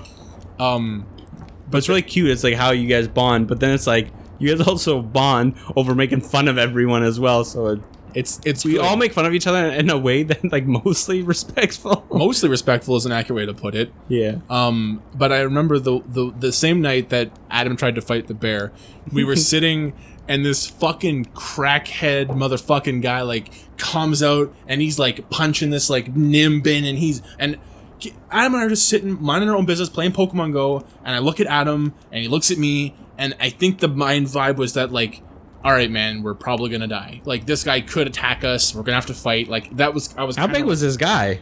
Wasn't big, but he was cracked out, and so you're like, this is gonna be hard to put this guy down. He could be drug strong, you know? Like, yeah. I was like, I don't know what the fuck could possibly happen. But at the same time, like, in my mind... It's weird that mind always goes... When you see someone that's irate, you're like, all right, how do I protect myself? Yeah, exactly. Well, I was like, also what's the most, like... What's the safest way for me to get away from this person as possible? And make sure that the person that's with me is also safe. Well, that's the mindset. Adam's a fucking strong dude. He can take care of himself. But you're also worried about that person. I don't want him to get hurt. Exactly. No, exactly. You care about the person. I don't want that at all. I don't want that at all. Like, that's I'm afraid of that. So, I mean, like, again, Adam could take his fucking own for sure, but if anyone attacks him, you're attacking that person. I'm like a fucking mother hen. Yeah, you're attacking my little goose. I'm gonna kill you. I was having that fight. Whatever. I was watching, you weren't. I was kind of just like, oh man, but it was so comedic that we were kind of like sub roasting this dude. Because it was so cringy. Like, he was just like doing like karate moves and stuff, and he was like, "Oh, what's up, guys?" Like, it was like all like fucking like, you guys didn't see my moves back there, right? When mom walks into you dancing in the mirror, like, oh fuck, they're never gonna not tell this story. Oh fuck, it's probably gonna be on a podcast one year. And, I fucking hate those guys. But it's just really fucking comical, and a lot of the other like goofy fucking random nonsense is just like Adam and I really do well together in terms of like when something happens, we're on the same wavelength immediately, and we'll just start screaming about it because stupid dumb fucking shit happens to us all the goddamn time. And it's always like, and the stories, like, he's got a bajillion stories. Like, there's not one time where Adam hasn't said or done something. And just like Kyle, I can't really tell if he's running a fucking bit on me, and it's all a fucking long con. How many times do you think that, like, you're like, I don't know if Mike's running a bit right now. I can almost exclusively know when you're running a bit. You're the only person that I 100% know that it's real or not. I know so much about how you would react to a situation or do something in a situation. I'm like, it's not real. Fake. Also, fake, you can honestly look on my face. You'll know the answer. 100%. The only reason why I can run bits on you is like through text message. 100%. We can't bit face to face because I'm probably going to smile. That's why I think we can't bit anymore, so we just resort to mocking each other because it's funny. Holy fuck, I was going to run a bit on you, and... Tell me. I totally forgot I was going to run this bit, but it was when you were telling me about that fucking D&D thing, when you're gonna build the what's it called, the religion, and Brock just came in. And I was like, oh, I'm going to tell Brendan I told Brock, and Brock thought it was, like, really stupid, and you're not allowed to do that. And I knew you would get so fucking fired up about it. I'm coming over. I'm going to talk to him. Brock was about to leave the desk and go somewhere. I'm like, oh, fuck, if I run this bit and cross track, it's probably going to be like, and then I'm going to be like, dude, it's only a bit. Okay. Do you think I would ever resort to violence? Never. But the thing is, I don't want anything to, like... Possible, like he bumps into me, and I'm like, what the fuck, bro? You heard about the religion, huh? You don't? Yeah, you don't want to join? Well, fuck you. Oh, it's too fucking good. Oh, but it's like, I shouldn't run the bit just in case something. I ran a bit on you recently that worked. I can't remember what it was though. Do you remember what it was? There was a bit that recently went down, and I was like, oh fuck, that was the Michael bit, and I did that, and I got away with it. I think one of the funniest ones was the song when we were in the car. Oh, I don't know the song. Steal My Sunshine, that one? That is awesome. Not what I didn't know, like, fucking 2 weeks later, maybe months later, when that song came out, and you're like, of course I know that fucking song. No, because I was singing it. Do you remember? You're like, what are you singing? What song are you singing? I'm like, of course I know that song. I think it was at the gym when you started singing that song. Like, Steal My Sunshine, and I'm like, you fucking asshole. I fucking believe you. I believed you. See, here's the thing. I love bits because I'm like that all the time. I have so many moments of just like genuine insincerity where I'm just like, oh, is that real? And I'm like, fucking, of course it's not, you dumbass. Yeah, you get caught up in thinking, and you're like, no, what is wrong with you? Shut up to my boy Nick. You know, like no. So sorry to wrap up my you can thing. Say his name. I can't because it's gonna come across as wrong, and I don't want to edit it into a 2-hour podcast. And I'm like, so I would just so many moments of just like kinetic mental connections with Adam, and I love that. I don't really have that in a lot of friends, and I think that's what makes your friendship, Kyle's friendship, Alyssa's friendship is just like friends that are so interwoven. Like honestly, there's so many times, and I'm sure he can fucking hear me. Yeah. How many times have I pissed him off living together? Like, you know what I mean? Like, the same thing happens. Like when I lived with Alicia, or you living with Kelsey. Like it could be small. There's always some. When you're with someone so much, it's bound to happen. Especially living is such a personal thing, right? And I thought that like it's scary because taking that risk. Like one, I needed a roommate, kind of ASAP. Yeah. Two, I was nervous that moving in with Adam would ruin our friendship, but I was like willing to gamble that it might make it better. Yeah. But also, you didn't even really know him that well. It's only I think maybe 4 months. Of knowing him. And it was like, do I ask him or do I ask Kyle? You know, and I was like... Because Kyle was also looking, because Dan was moving. He was going back to BC at the time. And Adam was fine where he was living. Like, it didn't, like, no one was in, like, a rush like I was. Yeah. So it was, like, me picking.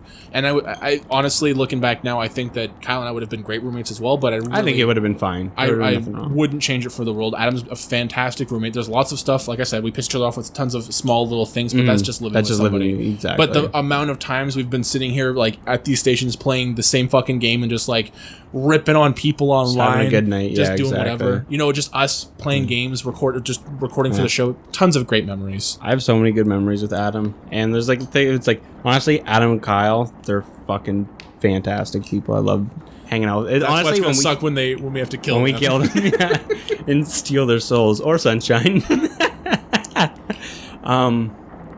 Yeah, like one of my favorite things is when we all get together and play games. I think that's like gonna be one of my favorite memories of us as a group. Yeah, is when like I think back of like us playing games, because there's gonna be a time when that is no longer an option. Well, like you've probably heard people mention like at some point in your life, people like mention like that Michael guy's kind of fucking goof, and like we shouldn't play games with him because he's clearly the faker. Well, think about it in like a kind of a parallel universe or whatever. Like imagine you were friends with Kyle first, and you were friends with Kyle and Adam. Or me, whatever. And they're like, you know what? Like, Michael or Brendan, they don't really groove on him. Like, what do you do? Like... Yeah. And honestly, if there's anyone who handled it well, it was Kyle. Because I kind of mentioned to him that his roommate and I don't see eye to eye. Yeah. And he handled it so well. I was, like, really nervous to tell him that, you know what I mean? Because I didn't... There's no really easy way to say that kind of stuff. Yeah, especially someone that's, like... So close. They're roommates. Well, what... Like, for example, you say to me, like, Adam and I, like, we don't see eye to eye, man. Like...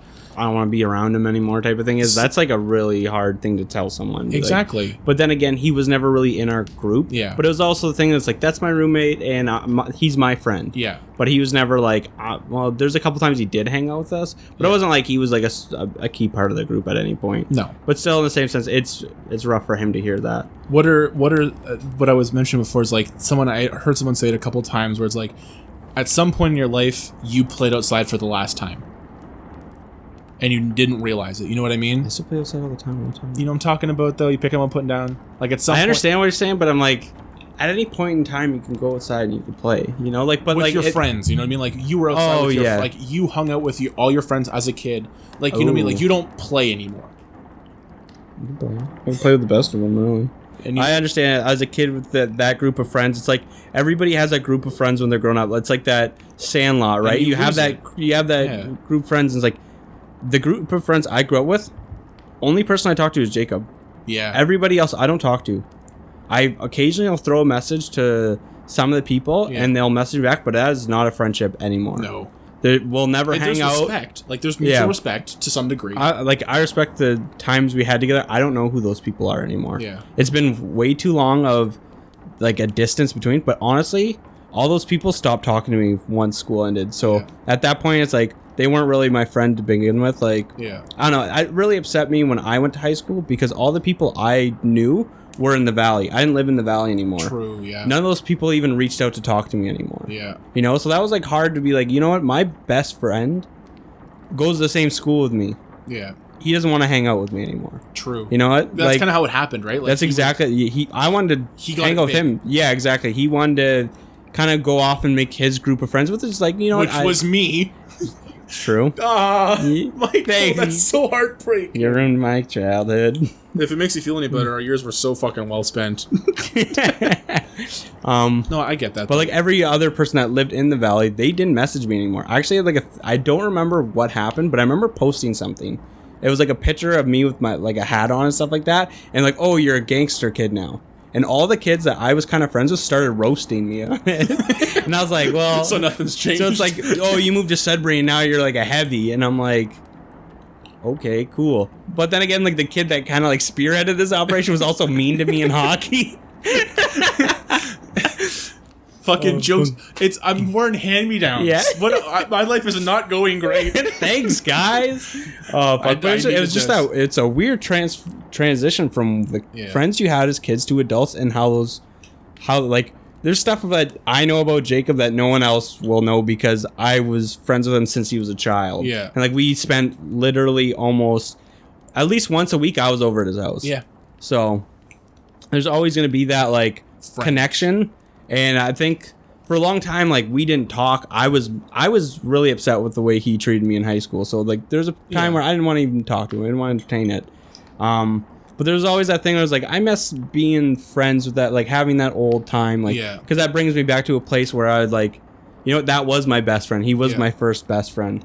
But it's just weird when you grow up and you don't realize how much things change. And I think like as an adult, the worst thing I have trouble with anxiety-wise is change. Yeah. I, like, when I change a job or something, like, big in my life changes, I have a really hard time adapting with it. So. And you know what? That you're not alone. And anxiety or not, that's because I know that my life prior will never be the same. True. And it's like, you can never go back to that because it's gone. Yeah. You know, so it's like, in a sense, it's like something in your life has died. And you've changed. It's hard. It's like it's how you deal with it, right? Like some people like take a new job as like an opportunity to get like, hey, this door's opening up in my life and I start a new chapter. I think of it as like that door's closing and I can never open it again. True. So like, I can tell you without a doubt, man. Like personally going through like a big overhaul in my life. It feels like that. Like you can't ever go back. You know what I mean? And all you want to do is open the door and go back. Even just to remember, like, you know, never.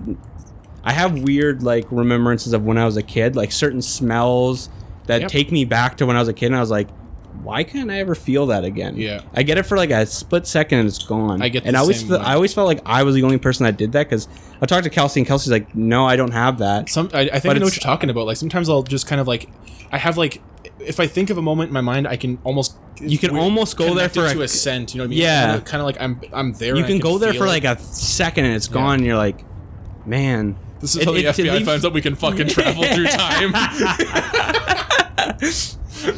Maybe there is. Okay, they can time travel for split seconds. Do you hear me? They can time travel for split seconds. They got the butterfly effect in the brain. Holy fuck. Oh fuck! But it's just like it's a weird thing that like you go through as a human. That's like, why can't I have that? Even though like the life I have right now, I'm very happy with. Like there's small things I would change, but overall, I mean. But overall, like I'm very happy with what I have. I think one of the reasons why.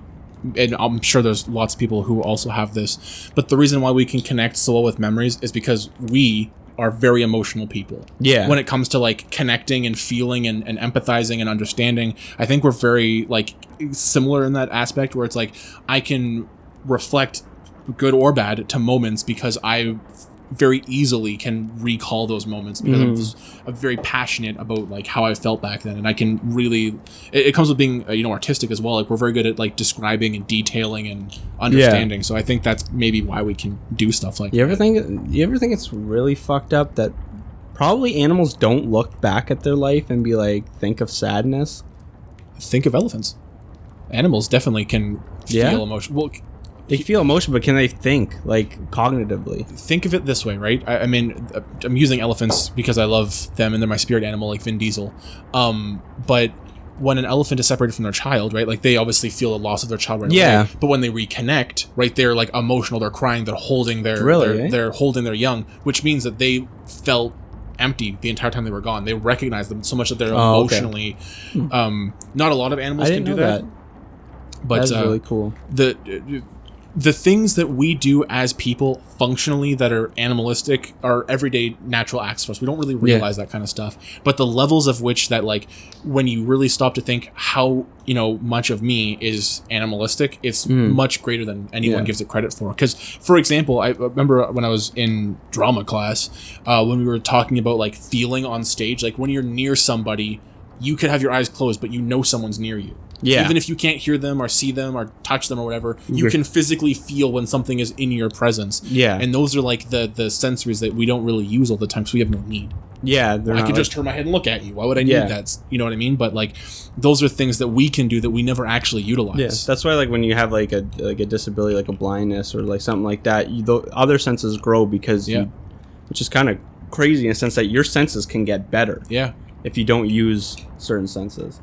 And it's also like, it's kind of fucking creepy that, look, I understand it, but it's creepy. Like, I don't like hearing it. It's kind of like, it's scary that, like, I hear a lot of fighters say this, like, after every fight, it takes a piece of you away. Like, you are not the same person after a fight. I believe that. And it's just like, man, like, imagine just, that's such a creepy thing to think of, like, after every fight, like, you're not the same. You can literally leave the fight with a completely, because your mental state is completely... Well, it could be wild, right? Like, you could walk in and then you could leave with a disability. And exactly. If it goes really bad. It's like, imagine just the toll that takes on you mentally, being like, hey, I'm going to go in this cage, I'm going to fight someone, I might die tonight. Yeah. That's fucking... People experience that kind of stuff all the time. And you experience it too, with like on a much smaller micro scale. Yeah, exactly. Like, you don't know... I'm scared of the drive to Toronto. That freaks me out every single time. Really, eh? I have anxiety about it the entire time until I get home and I'm safe. Yeah. I have anxiety. I don't like the road. You're scared of like not being home if anything was to happen type deal? Like, no, it's because of Cole Howard. 100%. Oh, yeah. 100%. Yeah.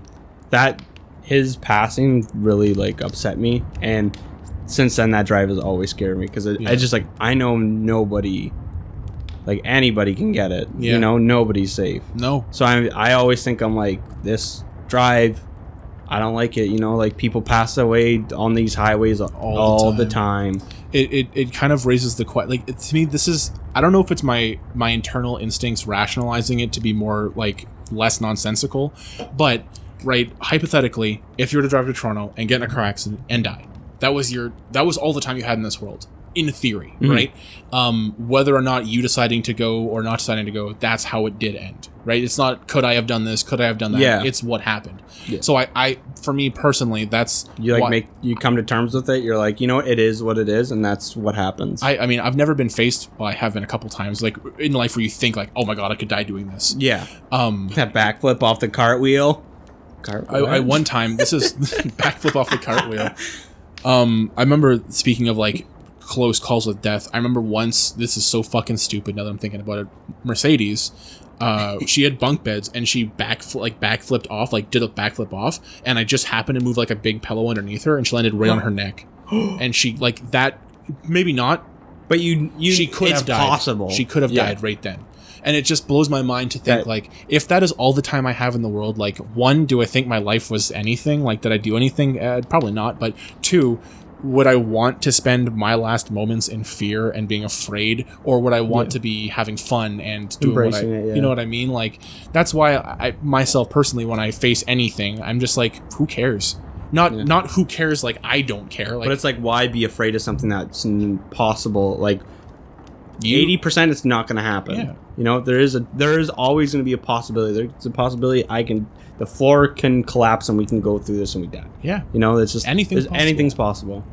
It's just weird. I think that, you know, accepting it is half the battle. I don't think that, like, for me personally, like, if I'm gonna die, I'm gonna die. Yeah. You know what I mean? Like, you have anxiety, right? You know what it's like to, like, have that, like, tightness in your chest where you're scared and you're nervous. Yeah. It's I hate having that feeling where you can't you can't control it because you're so, like, it's not fun. Wound. I don't know. On a lighter note, let's talk about not death. Woo! I got into fish.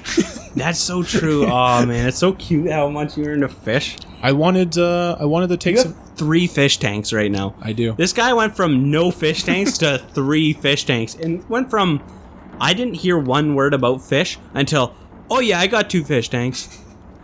Excuse me? And it's like, oh, I spent the whole day cleaning out my tank. I'm like, what the fuck are you talking about? You spent your whole day cleaning out a fish tank. And you're like, yeah, it takes a long time. You gotta take the rocks out. You gotta put the fish in separate containers. There's so much. It's one of those hobbies that, like, I kind of started, like, knowing what I know now, nothing. I knew nothing in theory about it. I didn't really know anything about it. And looking back now, like, I've made so many critical mistakes, and it sucks because it's not just like cost the fish their lives. In a way that's kind of, there's this stupid, and it pisses me off. There's this fucking sign in almost every pet store where it's like, animals are a big responsibility.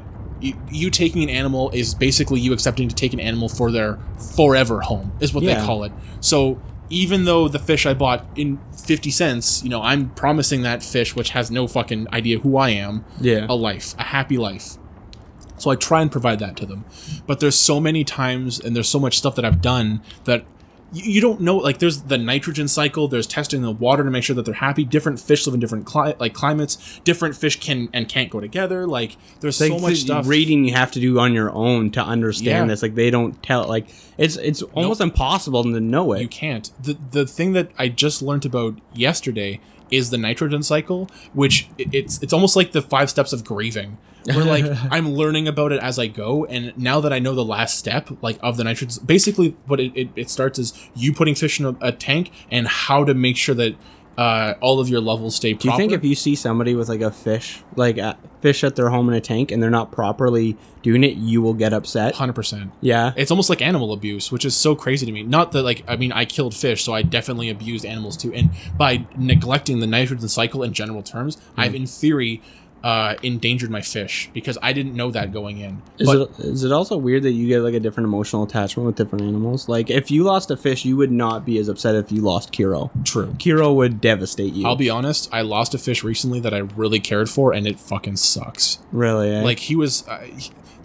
you can't, when you go to a fish store, you can't really tell what kind of fish you're buying because, like, I can't tell. Like, if you look at a dog, you can kind of be like, it could be an older dog, but it could be a puppy. I don't know. Yeah, you don't know the life cycle of that fish. Same thing with fish. You can't tell how old the fucking fish is by looking at it. You know what I mean? Like, unless it's, like, tiny, then you're like, I guess that's... Even then, some tiny fish could be in that's their full grown, So I bought a lot of fish, about 28 goldfish, to test out the water. No pun intended. Full pun intended. But anyway, I lost 11 of them, and there was one, and at this point I've kind of, like, recognized the signs of a sick fish or an old fish. I can kind of tell now, like, how they act, how far along they're in their life. So I see what I think is an old fish. I'm like, okay. I called him Father Gascoigne because it's a video game character. I'm like, I'm gonna bond with him so I can make sure that he lives. So I took him, I put him in his own bowl, because I thought he was, like, not eating because. So you were, like, really trying with this guy. You were like, I tried with all of them. You tried with everything, but this was a specific bond with this one. It's not the first fish I've done that with either, which sucks because I really want to, like, if I see fish them just do not have long lifespans, and it's so fish live a long do they fucking certain fish, goldfish live up to fucking 5 years. That's a long time. My beta fish will live up to a certain amount of years, and some fish, like my plecos that I have, live 15 years. But Kiro's probably going to live for like another 10 years. Oh, yeah. You know, like saying he'd make it to 18 would not be a far stretch. Exactly. Like dogs can make it to 18. Yeah. Especially Chihuahuas. They could live a while. Yeah, especially like properly fed, well taken care of. You know, the happy life, those animals can live a very long time.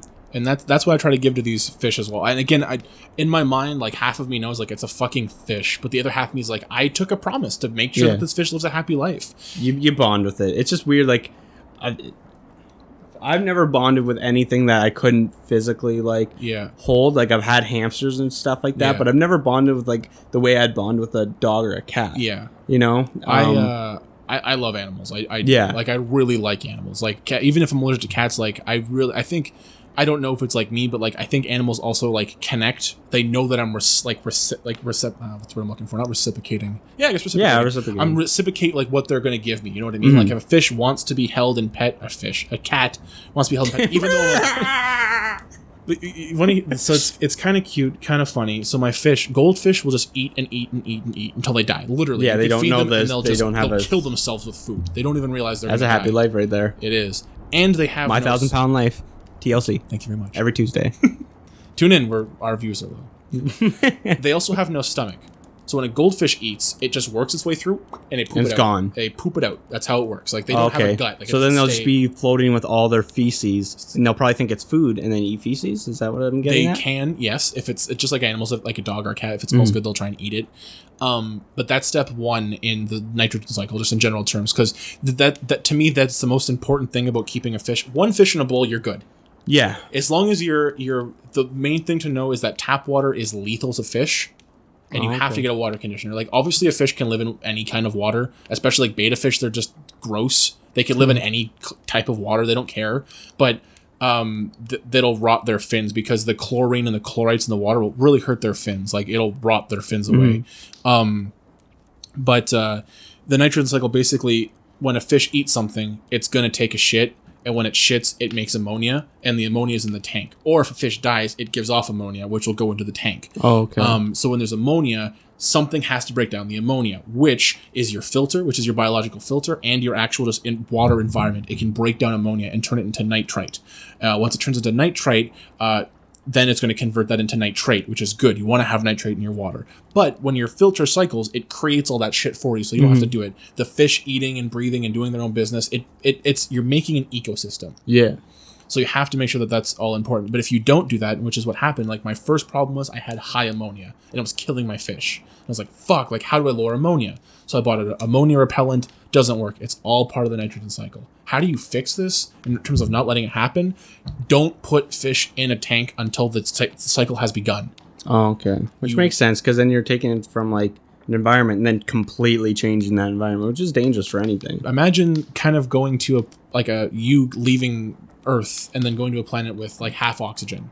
Yeah. Only half breathing. Like I basically did it's that like torturing them, yeah. Exactly. In theory, yeah. But in that sense, it's like you don't know and they don't tell. It's not like when you get a cat, you know, you gotta get a litter box, you gotta get food. Feed it. Exactly. You feed it, you have it a place to poo and pee, and you're fine. That's why one fish in a bowl is fine.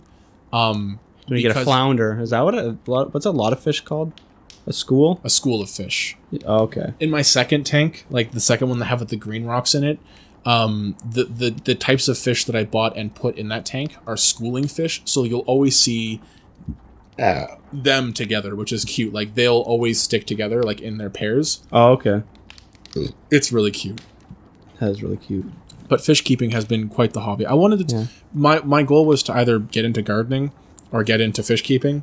And since it's winter, I got into fish keeping, and I had the first tank, and I said I'm going to just build it and see what happens. It's not. I was gonna say it's a fun experiment, but it's not a fun experiment. It's a really cool. Yeah. Well, I wouldn't take offense to it if you call it an experiment. I don't think it's a proper way to say what it is, because it's not an experiment. It's a learning thing, but it's also like a way to like. It's a really good hobby in a sense, but like it's a good way to be like I don't know. It's just something really fun that keeps you occupied. Yeah, 100%. You know, and you're emotionally attached to it. Also, so much. And this guy named Brendan Schaub, ex-UFC fighter. Yeah, does the interviews and stuff. Yeah. So he has like a YouTube channel. And I don't know, I just want to talk to you about this because he always brings up, he's like, I watched this show called My 1,000-Pound Life. And it's about these two sisters. One's like 700 pounds. The other one's like 300 pounds or 400 pounds or something like that. And so he's just like, he talks to me. He's like, one thing I love about them is like, they drink a lot of pop, but they call them sodies. And he just fucking keeps saying it. And it just makes me laugh every time. It's like, they just really have a problem with their sodies. It's just like so cute. There's sodies. I guess that's what they call their soda pop, is their sodies. It's fat. And he'll say stories from the show, and it's like, she's like, yeah, they're sun chips, so they're not deep fried, so I can eat more of them. He's like, you don't eat 6 bags of sun chips. It's like so fun. Oh, and they thought like Diet Coke was like healthy. It's like, oh, it's sodies. Oh man, fuck. Everything is good in moderation. Except for bullets and, like, AIDS, I guess. Poison? Yeah, sure.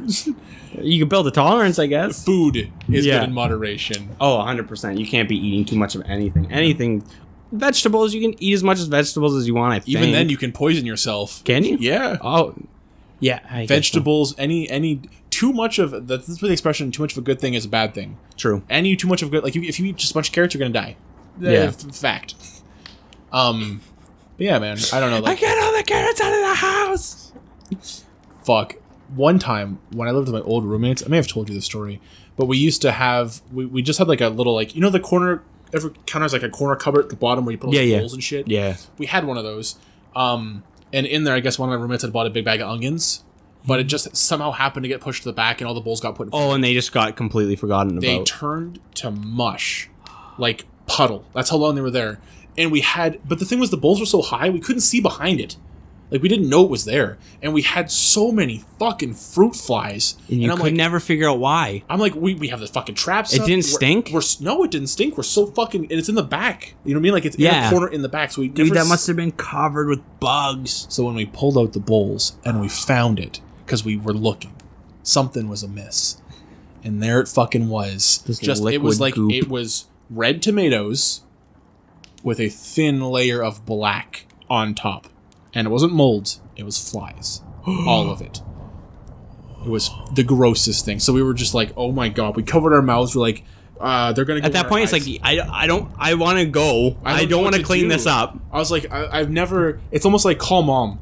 Yeah, exactly. It's like, I don't want to deal with this. Someone needs to clean my mess. Like, I don't know what... So definitely been there. We were just like, all right, get the vacuum and start sucking them into the vacuum. But it's like... You know what I mean? It's like, you got to be careful because, like, they're going to go in your eyes, your ears. Like, I just think of, like, the Mummy when the fucking oh, fuck, the thing goes, like, under the skin. Oh, no! Meanwhile, they're fruit flies. Worst case, You're fine. I get onion fucking protein. They're not going to go in your eyes and your ears. Like, what are you doing? Like, yeah, what the fuck? But it's like irrational fear of weird things. That's your fucking... Everyone's parents saying that spiders lay eggs in your fucking ears when you're a kid. Your parents ever you eat 11 spiders. My parents never told me, but I remember being like, you eat 11 spiders every year in your sleep. Fuck you. You don't fucking say that to me. That's also not true. Oh, fuck. That's super made up. One of the well, obviously.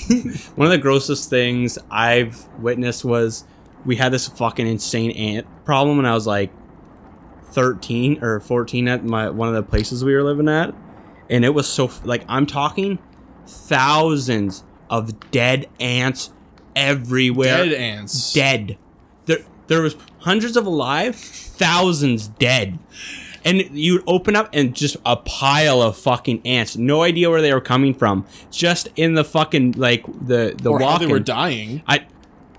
It was so, they were coming in through, like, holes. And like this little fucking like probably like in the cupboards there's like little holes. It was like this where you keep like jackets and shit like that. It was like in the entryway. Yeah. So like the entryway, and there's like the door to go in there. So it's like a little mud room.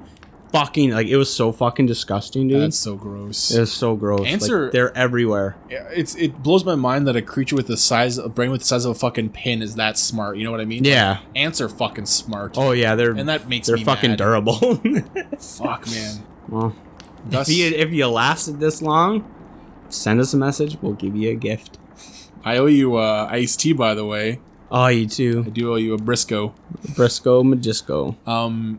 As per usual, if you haven't watched anything since the last podcast, I hope you feel caught up. And if the next podcast isn't until 2021, I'm sorry.